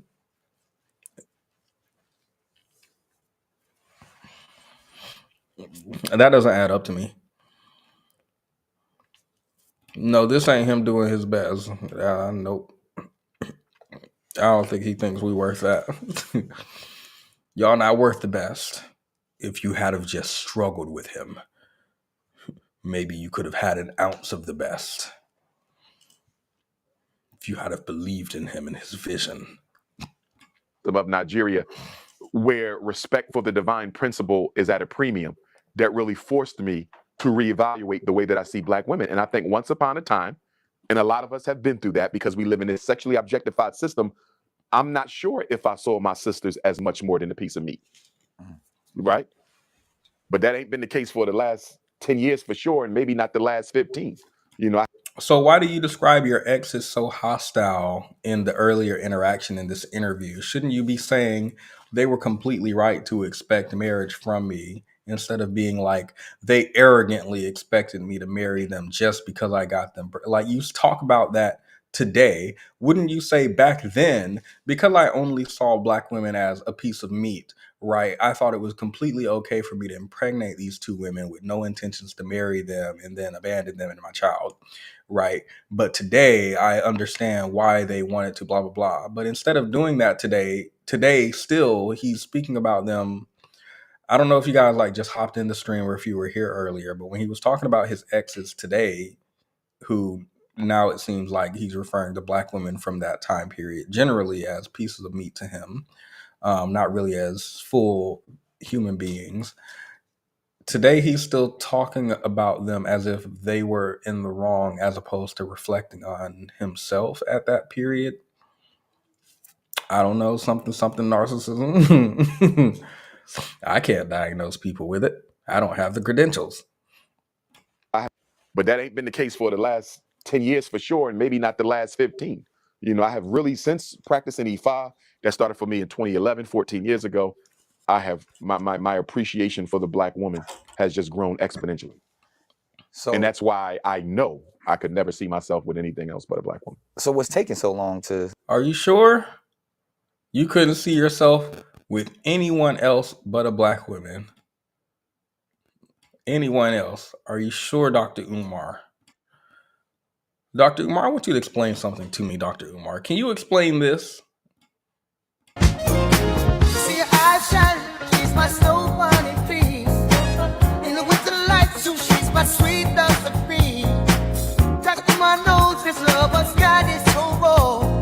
Make you move, stepping out, run out of control. It's me and you tonight. Snow bunny, Moving on the floor. Everything's alright. Got that smooth soul feel. no, that's Dancing till the light. all. With my snow bunny love. Been party by the night. Run it back. See your eyes shining, she's my snow bunny please. In the winter light, so she's my sweet dove of cream. Talk to my nose, this love, but sky is so raw. Make you move, stepping out, run out of control. Bunny love. It's me and you tonight. Snow bunny, Moving on the floor. Everything's alright. Got that smooth soul feel. no, that's Dancing till the light. all. With my snow bunny love. Been party by the night. Anyway, what was Dr. Umar saying? That's why I know I could never see myself with anything else but a black woman. So what's taking so long to for Dr. Umar? Can't see yourself with anything other than a black woman, huh? We saw the footage, sir. I wish he could see himself with something other than a black woman. I hate it when people come out and they're like, whatever Dr. Umar said the other week about that's y'all problem, black women, your standards too high, white women who date black men, y'all need to take a page out of their book. I hate when people do that, but I do love when they actually go and date other races of women, because when you start describing like Marrying me is labor, toiling and suffering and hard work. Hey, you think marriage is about happiness? No, it's about working hard every day of your life until you die, and then you're replaced with somebody younger. When you start describing stuff like that, I'm like, okay, well, can you try to see yourself with someone other than a black woman? Like, I'm not saying you have to do it in person. I'm just like, as a thought exercise, could you try? Could you try to fathom it? Maybe we can work something in your imagination and it can come to reality, you know? Perhaps. That's all.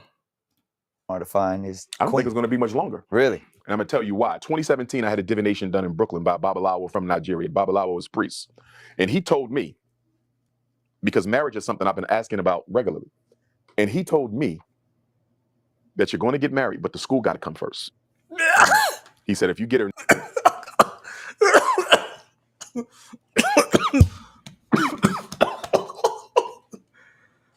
The school has to come first.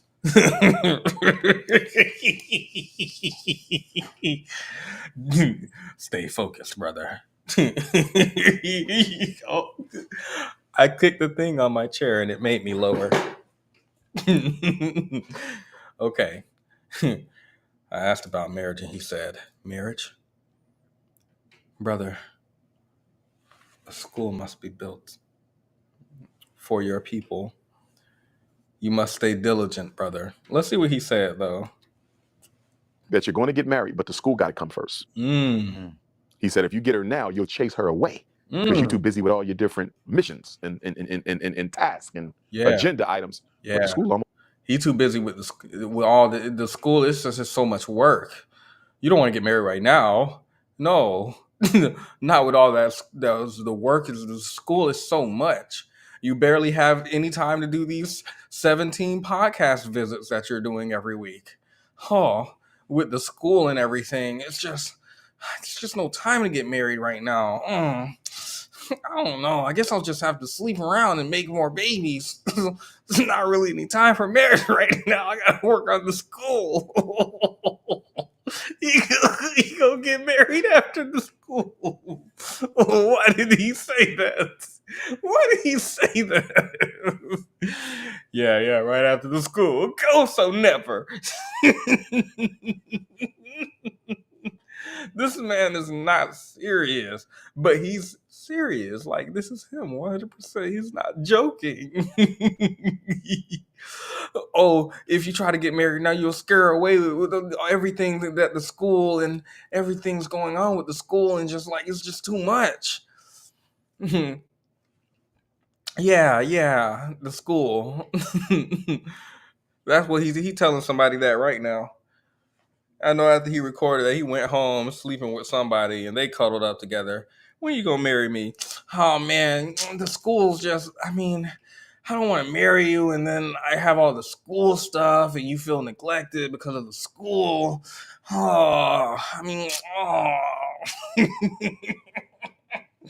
This man said the school. He went to Priest Ababidi Boo and they said, you will get married, brother, but only after the school. Like, I know you lying to that girl you with, but you don't got a lot of us. Can't you just tell this to her? I just saw Prince Ababidi. He said I can't. He said I really gotta get to do the school. When's it coming? Just one more coat of paint. Just one more. just giving it the landlord special. I'm sorry. The school is a bad one for me, y'all. It's a bad one for me. It's hard for me to stay serious about that school. That's a doozy for me, y'all. I'll try. With all your different missions and tasks and agenda items, but the school almost done. You feel me? Right. We just got to lay some floor and paint one more coat. School done. So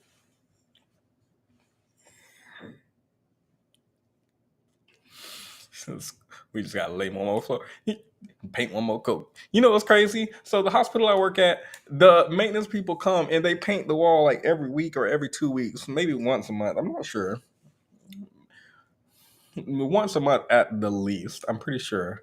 Once a month. And I've heard Dr. Umar talk about this coat of paint so many times. All we need is a coat of paint on it. We good to go. we good to go. Something that the people at my hospital come and do in a day, like a day. They come and paint one day out of the month, and they're done. Because they want to. People come in the hospital and I don't know, you're on a stretcher. Maybe they bump it into the wall, or kids come in. Maybe they kick the wall and scuff it up. You don't want to come in the hospital. Everything looks dirty, so they come in and they repaint everything, like a pretty decent amount. I just assume most people don't see that. I assume usually it's done like more behind the scenes, maybe later at night or off days, so that people don't just walk in the hospital and there's paint and stuff, right? But they come in and they paint it pretty frequently to keep things fresh. This might happen at schools too, maybe. I don't know if this happened when I was like in middle and high school. I'm not sure. But I'm pretty sure, yeah, it did. Maybe, nah, not in school.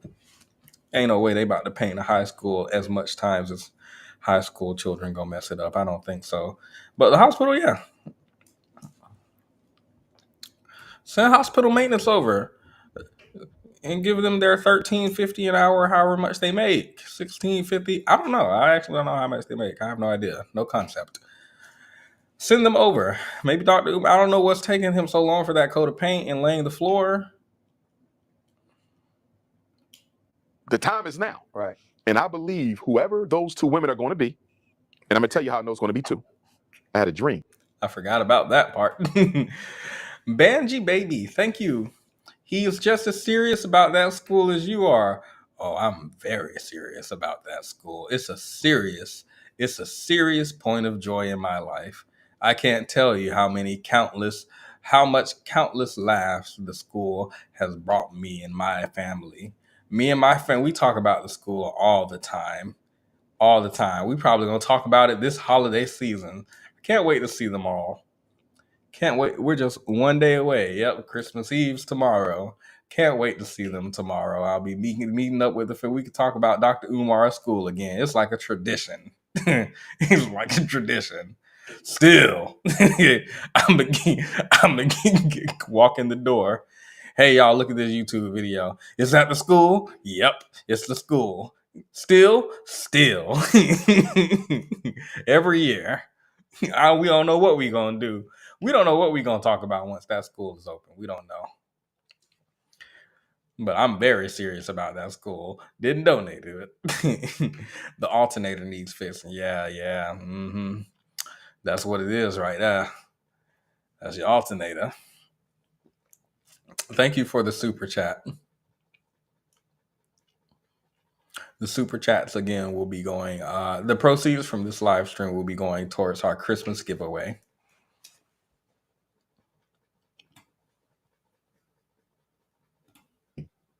And in this dream that I had, it's the only dream I ever had where I saw the shrine of Eshu El Ekbar. In Yoruba culture, Eshu is the spirit that God gave command to open up all paths and travel ways.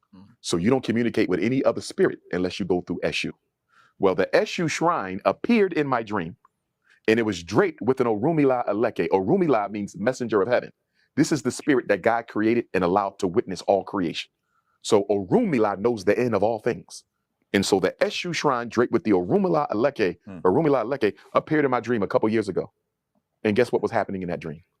I was in a beautiful house with two beautiful women, and that appeared. And the message was clear to me that building your family with two women is going to be the foundation to your elevation. This nigga is crazy. This nigga is crazy. I had a dream. All right, Martin Luther Umar. I had a dream, and in that dream, it was me and Jesus, and it was two naked bitches. And Jesus looked at me, and he dapped me up, and he said, "My nigga." That's how I know I'm supposed to have two wives. Get on somewhere. 50 years old doing this mess. In other words, Dr. Umar does not complete his mission on earth in this incarnation without a family. Ooh. So what is Dr. Umar's ultimate mission on Earth? What you mean without a family? Go and take care of your kids. You have a family. You have 2 families. 2. Go and take care of your kids. Why are you looking for 2 women? Jesus told me to stop paying my child support payments and go find 2 women and sleep together and get married and have them work for me. Sir, that is a pimp. God didn't tell you that. Stop. Y'all stop putting all this on my God. Stop. I had a dream and I saw Yahshua. I saw Yahshua. Couldn't have been Yahweh. Had to have been Yahshua. And Yahshua told me I need 2 bitches. And he dapped me up and said, Manyoko. Y'all stop putting all this mess on God. Stop. I was meant to have a family. I have to go and find them. Well, if you would look at your child support order, sir, and you would check the address for the people who served you, you would know where your daughter is. Probably with that woman who you decided not to marry after you impregnated her because you thought she was a narcissist for asking you to get married after knocking her up. I was meant to have a family. I realized that through a dream. Okay. You didn't realize that when you nutted in somebody, I guess, 20 years ago. Thank you, Bullet Magnet. I think Petty hates Umar. I don't hate this man. This man is elderly. I don't hate him any more than I hate Joe Biden. I just wish old people wouldn't be so political. I know y'all heard about this woman who she's a congresswoman or something, been missing for 6 months. They find out she in a dementia home. That's what I hate. I don't hate him. I just hate that people like this are so loud with their opinions at 50. Running our country in a dementia home. She don't even know what she don't know. Getting paid several times my salary to run a country. Thank you for the super chat. My birthday is the 30th. Shouts out to me. That's terrible. That's terrible. Thank you for the super chat, but that's terrible. A December birthday? Very bad. After Christmas, you know everybody's pockets wore out. They done already got Christmas gifts for everybody. Everybody. Oh. Talk about leftover money presents. Oh, it's rough. Thank you for the super chat. That is tough. Late December birthdays are tough. Whew. My little cousin has one. I gotta have that talk every year. So you know that we only doing Christmas or your birthday, right? You know we not doing both.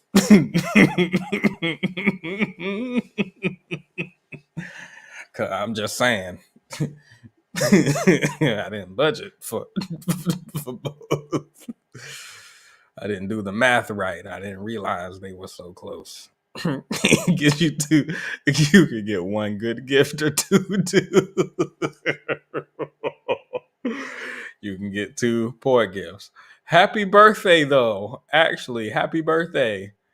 C Miles' twins are on the 26th. Why y'all come and take Mia's smoke? We were out here about to celebrate Mia's birthday. We were getting happy birthdays. And then all of a sudden, C Miles want to come talk about they twins on the 26th. Couldn't let Mia have it.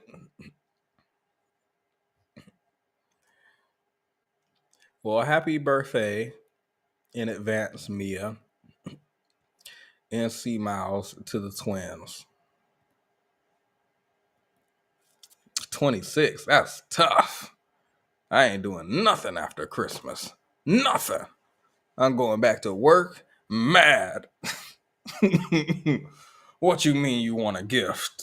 You weren't there yesterday? Yeah, that's tough. 26, that's bad. Christmas is over.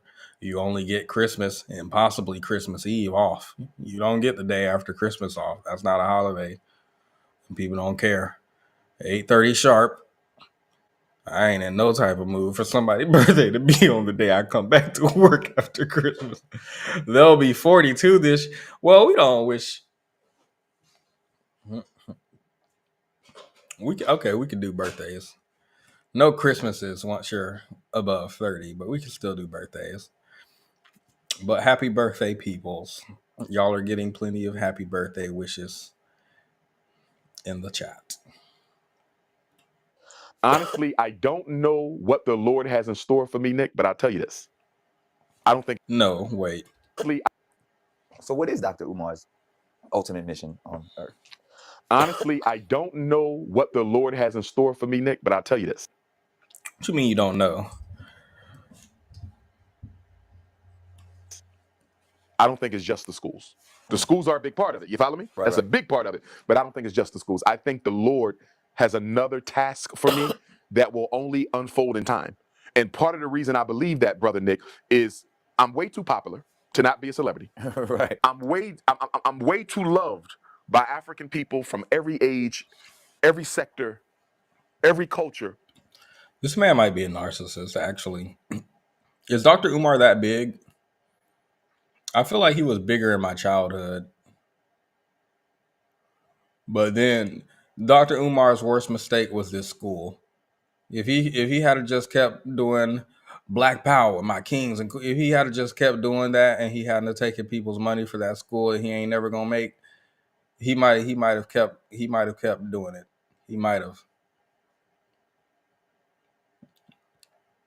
I don't know if he's revered across anything I ever hear about this man. Every time I see any video with him in it, one of the comments talk about where's that school.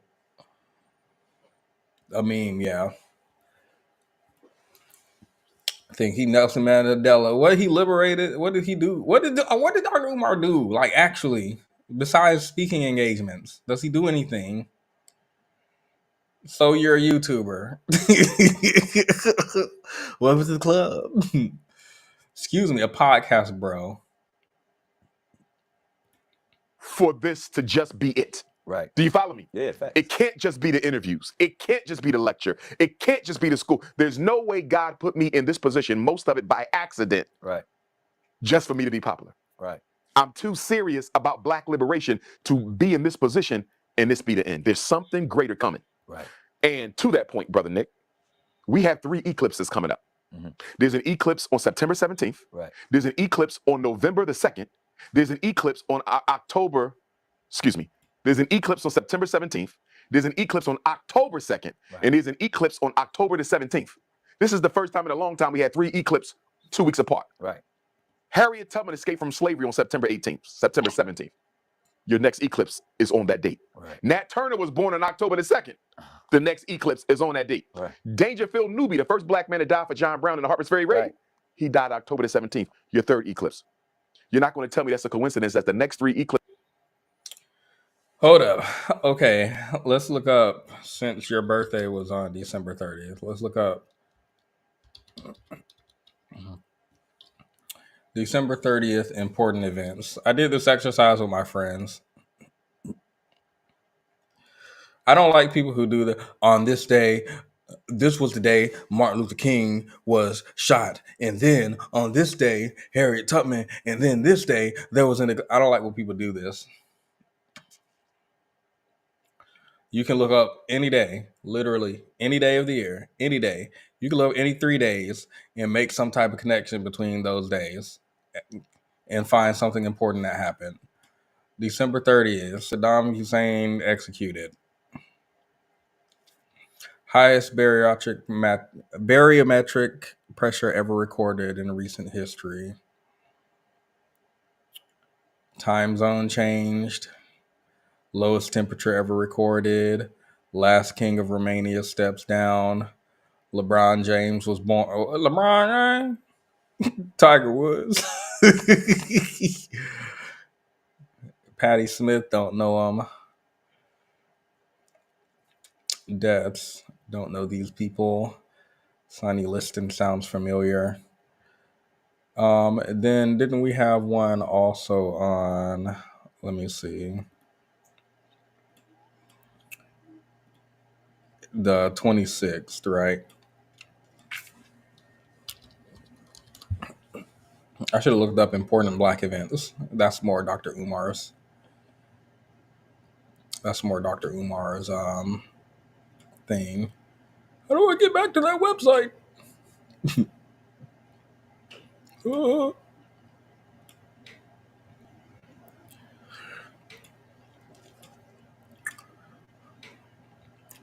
This is your birthday presents, by the way. I know the kids hate to see me coming. That didn't sound right. Because of my terrible gifts, I'm saying. Not for any other reason. Battle at West Brock. If people say they can't pronounce Black names, but they talk about battle at West Broik. Dutch army beats Utrecht. Bishop of Paris condemns the Feast of Fools, the medieval festival where higher clergy changed places with lower clergy. Well, the Feast of Fools was condemned. Anglo-Saxon Archbishop of York, who supported Viking leaders, dies under arrest. Leo III is elected to serve as Pope on the day of his predecessor, was buried, consecrated the following day. Saint, don't know how to pronounce that, Roman Pope dies. King Lear, first known performance of William Shakespeare's tragedy King Lear before the court of King James I at Whitehall, London. Umar, first Spanish settlement in New World, La Navidad, is founded by Christopher Columbus. He didn't found it, he took it, but okay. Battle of Trenton, Trial of Louis, Battle of Gettysburg, George Washington is eulogized. All I'm saying is that you can go to any day and find very important events on any day in history, any day at all, ever. And once you find those things, you can connect them. Eclipses are on serious, revolutionary, enslaved African dates.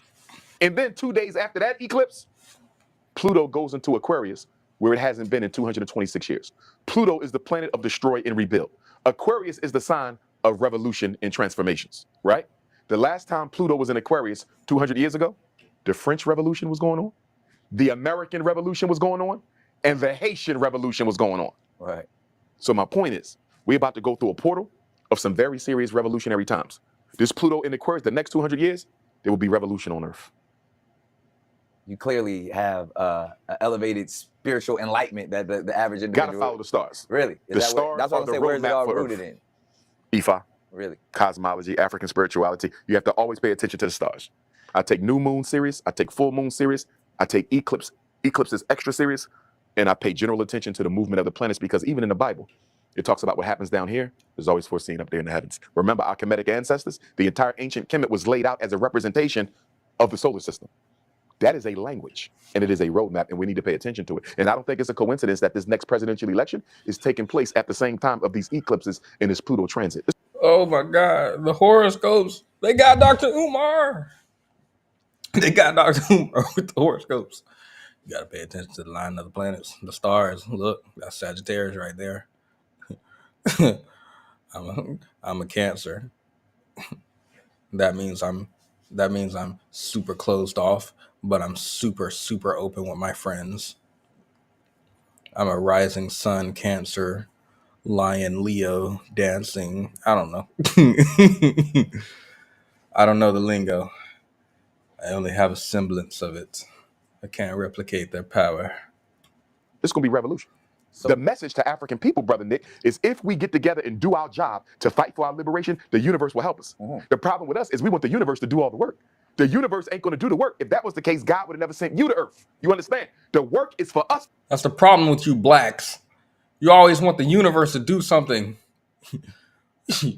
You go outside with a bunch of sunflower seeds and you say, universe, plant these seeds. You got to do the work. You got to put the seeds in the ground and water them. You can't expect the universe to do everything. I don't know what he's talking about. He lost me. I'm not advanced enough to understand it. I only have a level 2 niggatry degree. He's several levels ahead of me. It's a level of niggatry people can only dream of obtaining. It's one that you can only obtain after bullshitting for several years, like this man has been. To do, but the universe will support it. What I'm saying, if black people don't wake up soon, we may not be in another position to really help fix our situation for another 2 centuries. Wow. These times only come once in a while, and you got to seize them. So what about the, obviously because we have a very strong, either Christian community or even Muslim community when it comes to black people.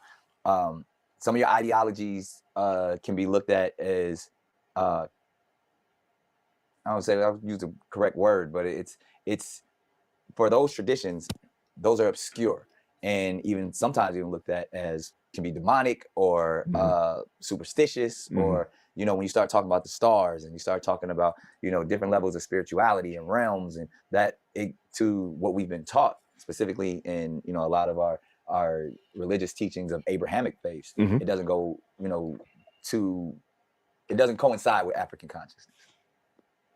True. And that's okay, as long as we can be tolerant of each other's spiritual paths. I believe there's only one religion, worship of the supreme divinity, supreme deity, supreme consciousness. There's only one religion, but there's different roads to it. Right. You might take the Christian path. Right. He might take the Jehovah's Witness path. He might take... I see that this has been really popular lately. When I was growing up, my parents would call this like witchcraft and stuff. My family was like very strict. Like we didn't celebrate Halloween. I was so sad on Halloween, y'all. Like so sad, just looking outside my window, watching all the kids dress up and go have fun. My parents talk about that's the devil's holiday. We could just buy candy. You could just get some candy out the bag. It's in the kitchen. It's not the same. It's not the same getting candy out the bag. I want to go out and trick or treat. Anyway, it's not the point. Point is, that was definitely satanic when I was growing up. But now I guess it's cool for people to be like, oh, well, you don't have to be Christian or Muslim or whatever. You just have to believe that there is a God and there's a path to him through whatever means that you find the path or whatever. I see that's become a lot more popular now. Take the Nation of Islam path. He might take the Hebrew Israelite path. He might take the AME. I take Ifa. Somebody take Voodoo, Lukumi, Palo, Santeria, Palo, however you, right? Different roads, one destination. Right. I can't tell Nick that you're supposed to be an Ifa devotee like me because I don't know what your destiny is. And maybe for your destiny, you need to follow Voodoo. Maybe for your destiny, you need to be a born-again Christian. Maybe for your destiny, you need to be a Jehovah's Witness. I can't tell you that. You got to figure that out because it's not a question of what religion is right. It's a question of what religion is right for you at this time during this incarnation for your specific destiny. That's why when I come across black people say, Dr. Umar, we got to get out. Excuse me, we got to get our people out the church. Time out, brother. I know there's lies in Christianity. There's lies in Islam. There's lies in almost every faith. But I'm not going to rush to tell our people to leave the church because there's something in the church they may need to learn or experience that will help them fulfill this destiny. It's not all about always being in what is historically sound or scientifically accurate. Sometimes you need to walk down the wrong road because in walking down the wrong road, there's an experience there that might fortify you for your next step. Let me give you an example. My father was psychologically and emotionally abusive to me as a child. It's part of the reason I became a psychologist, right? That was trauma. But guess what, Nick? If I don't go through that trauma at the hands of my father, How come nobody ever asked him to produce his psychology degree and his doctorate? It's like they be asking Dr. Cheyenne Bryant. Why I never seen this man's credentials and nobody talk about that?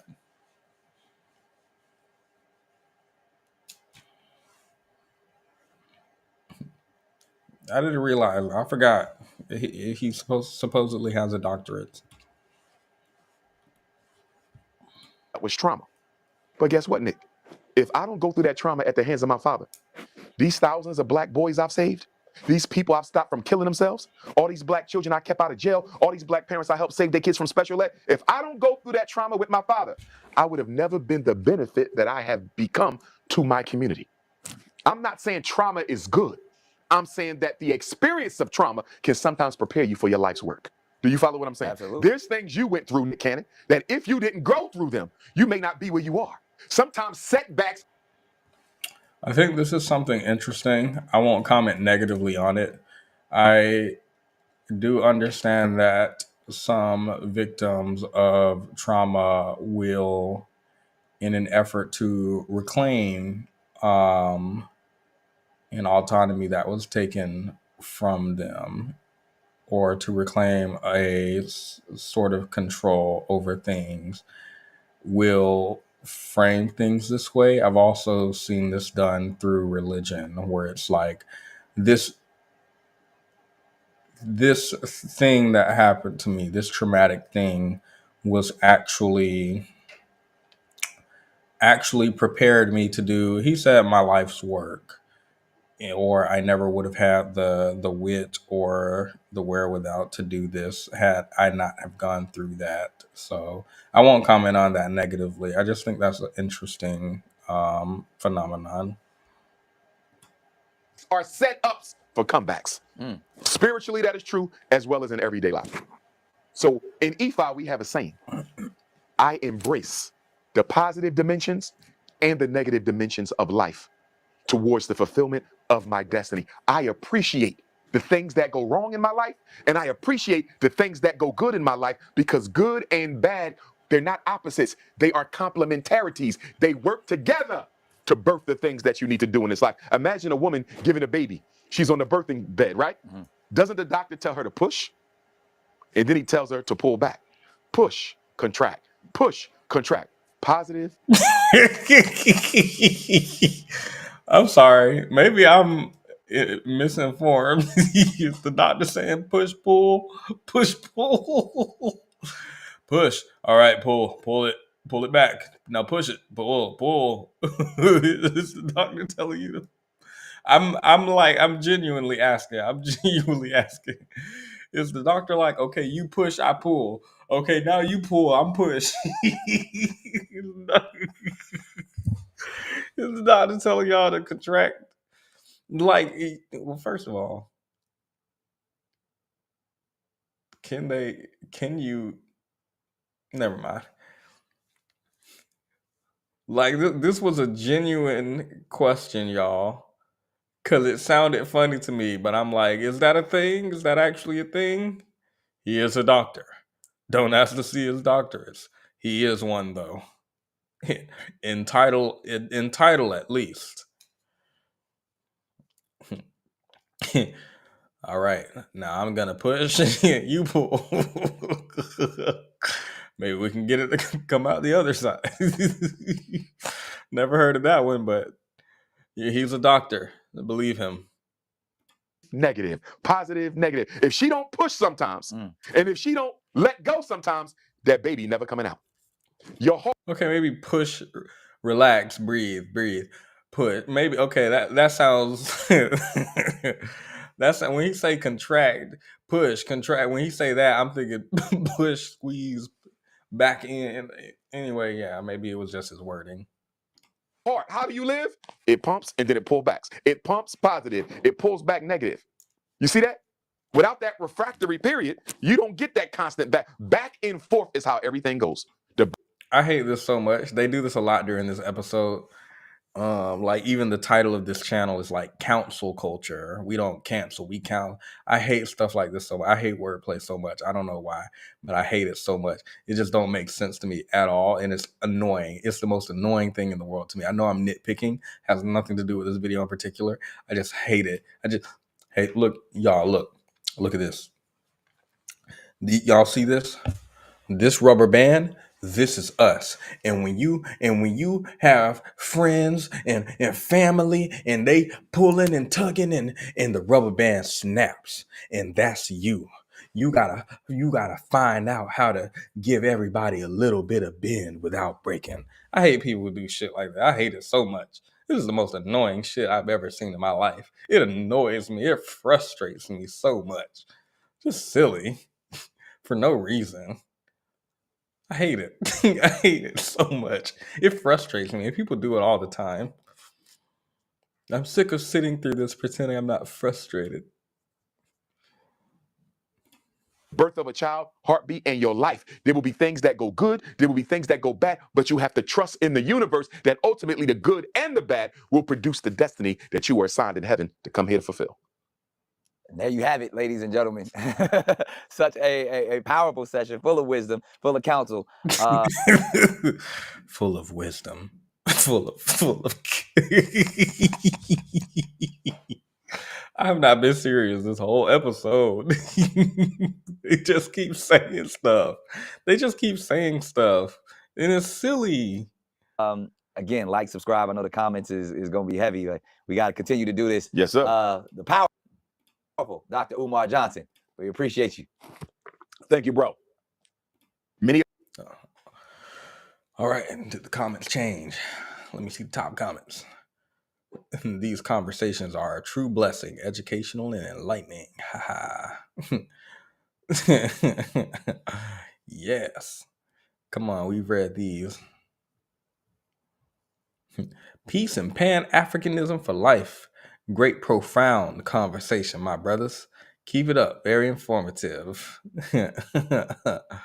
Got it. All right, let's see. This was earlier this year, by the way. So this was not recent, but Nick Cannon decided to release it a couple days ago, probably because Dr. Umar was going viral and he wanted to capitalize. All right, let's see. What else you got for us, comment section? These comments aren't giving me a lot to work with. Getting off work and seeing this upload is just it. Christmas for me has for damn sure come early. Really been enjoying the talks and the chemistry they share on cam. What chemistry did Nick Cannon and Dr. Umar have? I ain't even noticed Nick there. He was there for like 3 seconds at the beginning because he was mad. How come you get to have 2 women, but when I do it, and then he disappeared while Dr. Umar just talked about why he had to cheat on them women. I didn't have no choice. I didn't have no choice.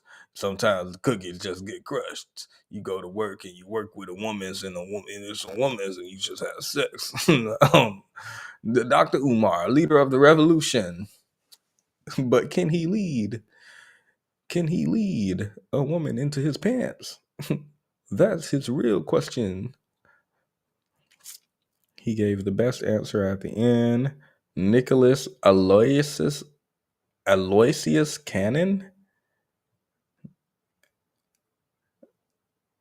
This was so deep. I had to watch this twice. Definitely when he talked about your destiny. Dr. Umar is the ultimate teacher / builder. What he building? He need 2 women to come and start it for him. Where is school at? They didn't even talk about the school as much as I want to. Here it is. Somebody put the timestamp. Hold up. Items, but the school almost done. You feel me? Right. We just got to lay some floor and paint one more coat. School done. So I'm about to play this so I can clip it later, y'all. School almost done. You feel me? Right. We just in task and agenda items, but the school almost done. You feel me? Right. We just got to lay some floor and paint one more coat. School done. So the time is now. Right. The school, we just gotta lay the floor and paint one more coat of paint. One more coat. Hills, coat 73.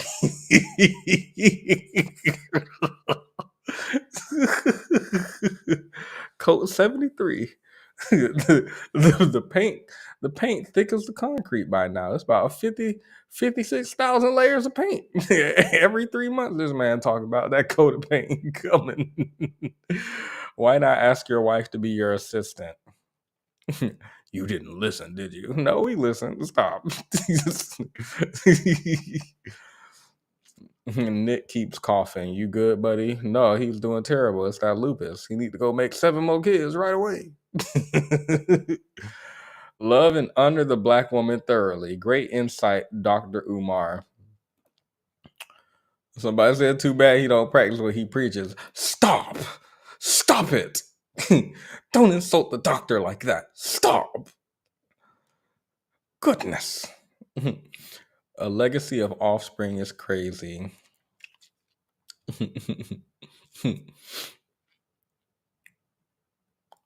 The fact that he can't understand that he and Dr. Umar are different baffles me. Well, I can't either. Explain it to us. Socrates, explain it to us. I'm confused. They different? Point out. Tell me how they different. Tell me. Break it down for me. It's been 15 years, still no school.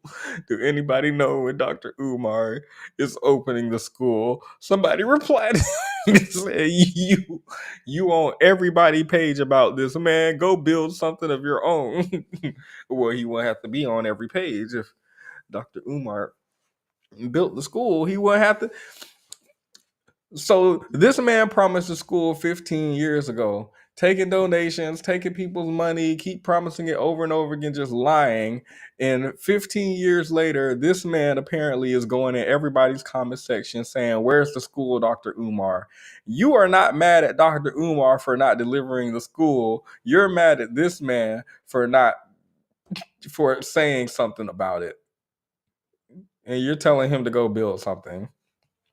Somebody said, Ninja, you already got 2 fans. Who is this man? Who is this talk about Ninja? Oh, never mind. I thought he was white, but it's a black man. His picture just looks white because it's in black and white. My apologies. Calling all your exes arrogant because they wanted to be married is crazy work. The arrogance and narcissism and delusion of this dude is on 100. Correct. 445. What is this? Been a little bit more respectful of where I was coming from, they would have got married. I would have married. Oh, she was calling it BS. Okay. The comments have done what they needed to do for me. How do you guys feel? How do you guys feel? Was it everything you hoped it'd be and more? You guys having a good holiday? Let me play my outro and we can get right back. Let's have a quick after show. Thank you guys for joining. Be sure to leave a like. I would have been swallowed up. Have you ever been swallowed up? Swallowed up. Have you ever been swallowed up? Swallowed up. Have you ever been swallowed up? Been swallowed up. Been swallowed up. Been swallowed up. Swallowed up. Have you ever been swallowed up? Swallowed up. Been swallowed up. Swallowed up. Been swallowed up. Swallowed up. Swallowed up. Swallowed. Been swallowed up. Swallowed. Yeah, the multiple wives thing. I saw some comments on this video that we just watched that we're talking about. And I see this a lot for the same type of conversations. The multiple wife thing is actually not degenerate in fact, if people practiced marriage this way more, less infidelity would occur if men were upfront about having multiple wives for the family to function, especially I'm reading one like verbatim, by the way, here. If people who practice marriages this way believe less infidelity would occur if a man's upfront about having multiple wives for the family to function, especially in this climate in the world, black family would thrive more. I don't agree with this practice, but I understand what he's saying. Read Samuel in the Bible. There goes that religious text. One day it's something the white man used to enslave us. The next day we follow it religiously. Don't know which it is today. Maybe both. People didn't marry for the reasons we marry today. It was the specific roles of the household, especially maybe unstable relationships should consider this instead of all these single households with multiple children. People get offended, but it's everyone's responsibilities when families are broken and children have to raise themselves. I agree. We need women to have multiple men.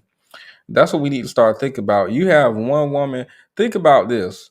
You have one household, right? And you need one woman for that household because you only have one house, right? So one woman to clean, cook, and all that for one house, easy. It's gonna be one house. It don't matter if it's 13 men, 2 men, 1 man. It don't matter how many men are in the relationship, in the marriage, because it's one house. So the woman can do the house stuff, and then the 13 men can go out and bring 13 men's worth of resources to one house. It just makes sense for women to be married to like 7 men. We need to talk about that more. We don't talk about that enough. We're not thinking about this practically. We're not. One man working to provide for 7 wives, ridiculous, impractical. 7 men, they don't even need to. Maybe one of them's just like he's particularly good in bed and you like him for that. And the other one's like a super good worker. He makes a lot of money. And you're like, what did Hannah Montana say? You get the best of both worlds. Something like that, right? But I have a feeling that's not what they're talking about. I have a feeling they're talking about men specifically and their inability to control themselves. When people try to pretend that this is going to, if we just open relationships and marriages is going to be better because then all we have to do is just be honest that I want 2 wives and then everything will work out. The reason that you're going around and seeing people cheating isn't because they want 2 wives. I would wager if they had 2 wives, they'd probably want something on the side if they're the type of person who was going to cheat on one person in the first place. Um, I think it has to do with a lack of discipline, a lack of self control, a lack of respect for your partner. And I forgot what I was going to say. But I think the main reason that men cheated was because they wanted variety. So if you have 2 wives, that becomes your mundane. That becomes your mundane. And now you need to go and find something outside of your 2 wives to spice your life up a bit. It's most likely what will happen. Not, oh, now I have 2 women. Surely me, who have no self-control and discipline, just having 2 women is fine. Yeah. It probably has nothing to do with my lack of self-control and discipline. Just give me more women. I don't know why that's people's solution. Cheating peas. Okay. I don't know why that's their solution. Like self-control. You would think that would be the obvious thing, right? Look at all these men cheating on their wives. Dr. Umar said he don't even know no men who are faithful. His solution is to respect the person who you took a vow to. No. Convince them that you need one more woman. Just one more. I know what you're going to say. You pig. You filth, you cheater, you liar. But just one more. I know I said that 2 women ago, 3 women ago, 4 women ago. But this time, I really mean it. Just one more. Just one more. Can't you trust me? Can't you trust me? I already couldn't stay faithful once. Why would I do it again? I already did it once. That wouldn't make sense, would it? Okay. So I think the best way for us to end this stream,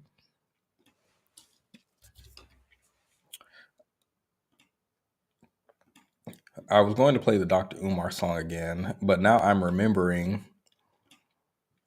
I had some Instagram reels for you guys. So this is first of all, I want to understand since Dr. Umar brings up religion, I need the religious people to explain something for me now. Y'all explain this to me real quick because I saw this. Here it is. Do y'all remember this man? Probably not. I show you him every like 2 weeks. This man pops up in my Instagram feed, and I'm always expecting the comment section to be laughing at him. But instead, the comments are always like, oh my God, you can see Jesus in the room. Nobody's laughing at him. And that makes me upset. So I share with you guys instead because I feel like we should be on one accord. Let's watch. You've been looking over this little slight irritating pain on both your shoulders right behind you. Pause. Let's talk. Why are your eyebrows and hair painted on, sir? Wait, I just realized. No, that is not real hair. Am I tripping? And maybe his beard too. This isn't painted on. No, am I tripping? That is not real hair. It's not. That's sorry. Maybe I'm just fixating on it too much. We ain't even a second in. Your neck, right behind your neck, the upper part of your, this been you on both sides, like right here, like you're carrying the pressure right there. You've been looking over this. Let's read the comments. You can be healed in a moment. I was healed in that moment as well. My lower back hasn't been hindering my exercises since. Oh, this person was just from watching this video. Just from watching this video, they were healed. The Holy Spirit delivered just from the power in this video. Oh my goodness. Healed in a moment. Healed in a moment. Jesus. Immediate healing. Pray for me. The Lord is my shepherd and he know what I want. Is that what the verse says? The Lord is my shepherd. He knows what I want. Come on now. Y'all stop this blasphemy. His body look. Don't talk about his body. We don't do that on this channel. Slight Wait, why? I liked it. I didn't do that. irritating pain on both your shoulders right behind your neck, right behind your neck, the upper part of your, this been you. And then why he's so vague? Do something specific. You've been having a migraine on the upper right middle side of your temple for the past 3.5 years. Do something specific. Why is always these horoscope type of praises? God is telling me right now, someone in this building is having an ache on a part of their body. Oh my God, I'm having a backache. It works. The Holy Spirit really does know. Like, come on now. God is telling me somebody with hair in this building is sad. What? I'm sad. I'm sad. How does he know? How did he do it? Okay. Let me see the next one. They talk about he's caked up. They say his head is painted. His head is painted? No, it can't be. Okay, sorry. Let's do this. They say his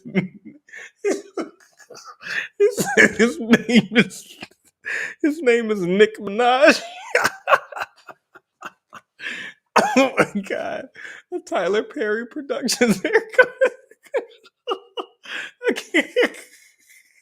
I can't do this, y'all. What is caked up? Why is he caked up? At the Lord's house? Oh my goodness. They got him. Baby L Drizzy.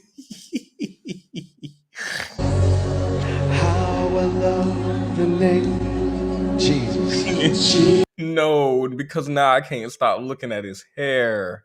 No.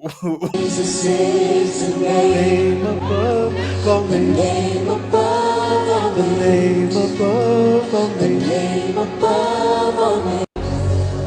How I love the name. Oh my goodness. This man really painted on his hair. He really did. And then put on this shirt and those pants. Why does this man do that? Okay. Okay. All of that while sounding absolutely horrible. Wait, how did they sound? I was so busy laughing. Jesus. Jesus is the name above all names. The name above all names. The name above all names. This can't be a real church, but I see it so often.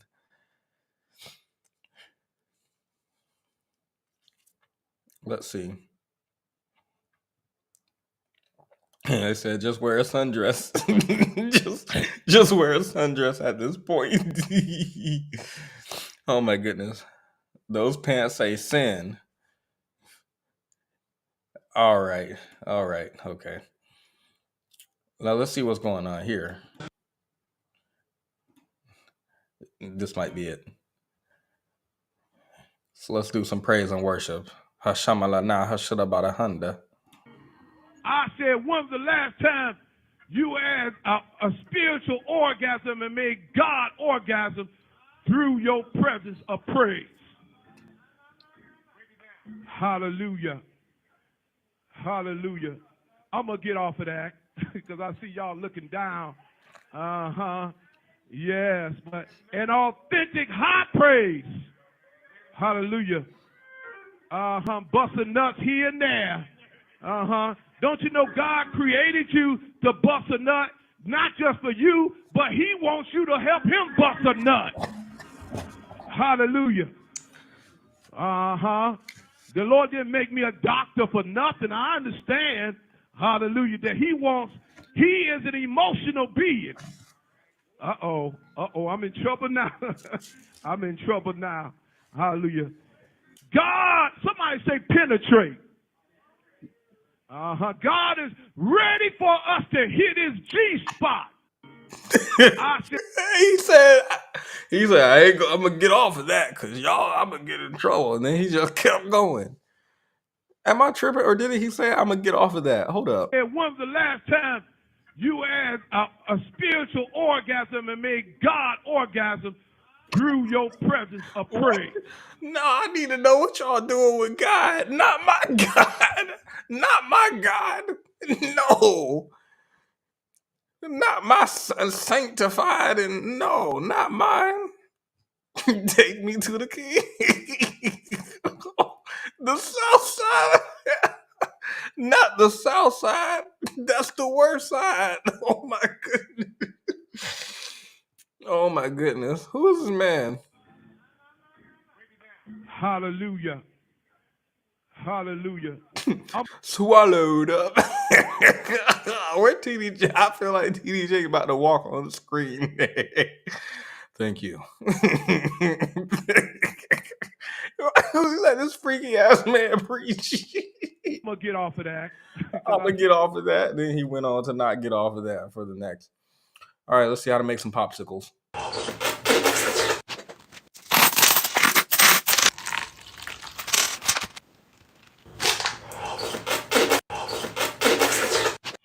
Okay, so that's kind of a loose change popsicle. What about a sock popsicle?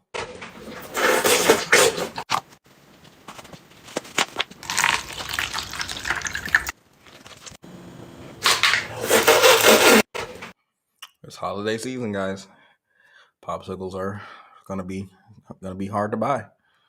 It's gonna be hard to buy, guys. You've been looking over this little slight irritating pain. Nah, we just watched that one. Let me see.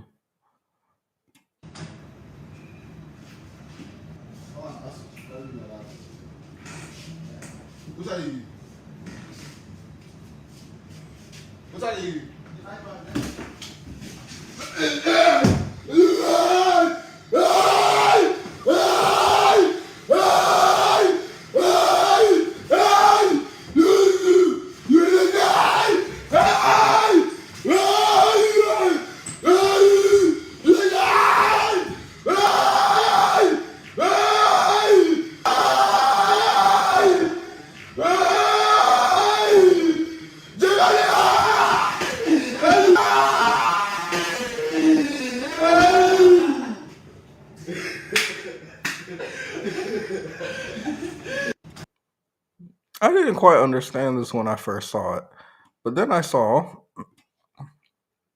Let me see. I think it's. No, who is this man? Yeah, but then I saw this one.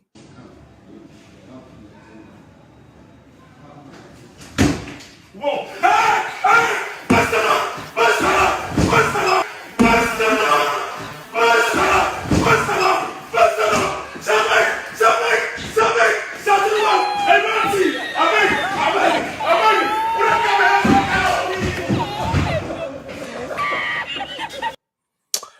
I completely forgot to open the panel. I'm so sorry, guys. It's a little late. But I will put a link. You may not comment on anything from the live stream today, only the memes. You can comment on the live stream too. Oops. Here I was supposed to be giving y'all a voice, and I've been laughing. I've been laughing for like 3 hours straight. Oh, today it tickled me, y'all. It really did. It tickled me. Okay. There. Now let's see what I got for you.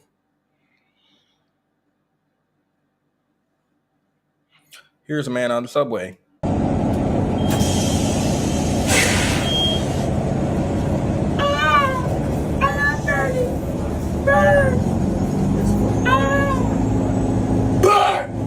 Burn, nigga! Burn! Fuck, nigga!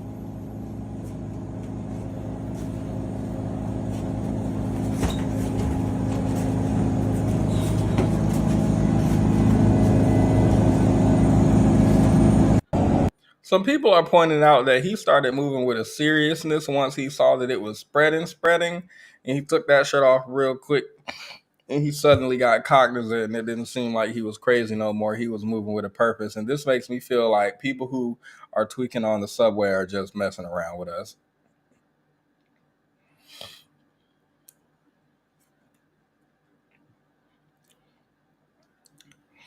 Ooh, I can't show y'all that one. It's inappropriate. And yet,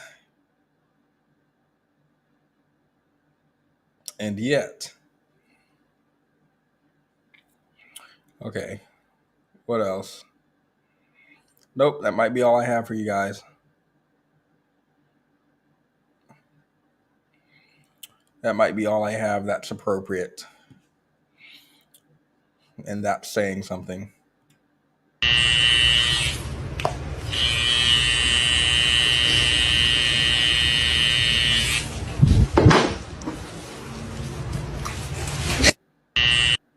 All right. That's all. That's all.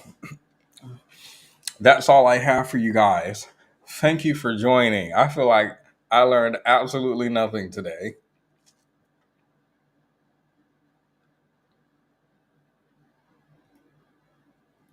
Nothing. Nothing. Absolutely nothing. Dr. Umar gave me absolutely nothing, and he only took away from me. Yep. Here, we could do this instead of my regular outro. Be sure to leave a like on the stream, by the way. It helps the algorithm. I will be seeing you guys probably... I might see you on Christmas. Because I'm going to be driving tomorrow and probably going to arrive home very late on Christmas morning, which means I'm going to sleep through our Christmas plans and then wake up right in time for all of those plans to be over and maybe stream. So possibly see you guys on Christmas, maybe New Year's. For my New York people, see you at the ball drop or whatever's going on there. First time here, first time seeing that. Hope it's nice. Let's take it away, Dr. Umar. See your eyes shine, she's my snow bunny, please. In the winter light, so she's my sweet dove.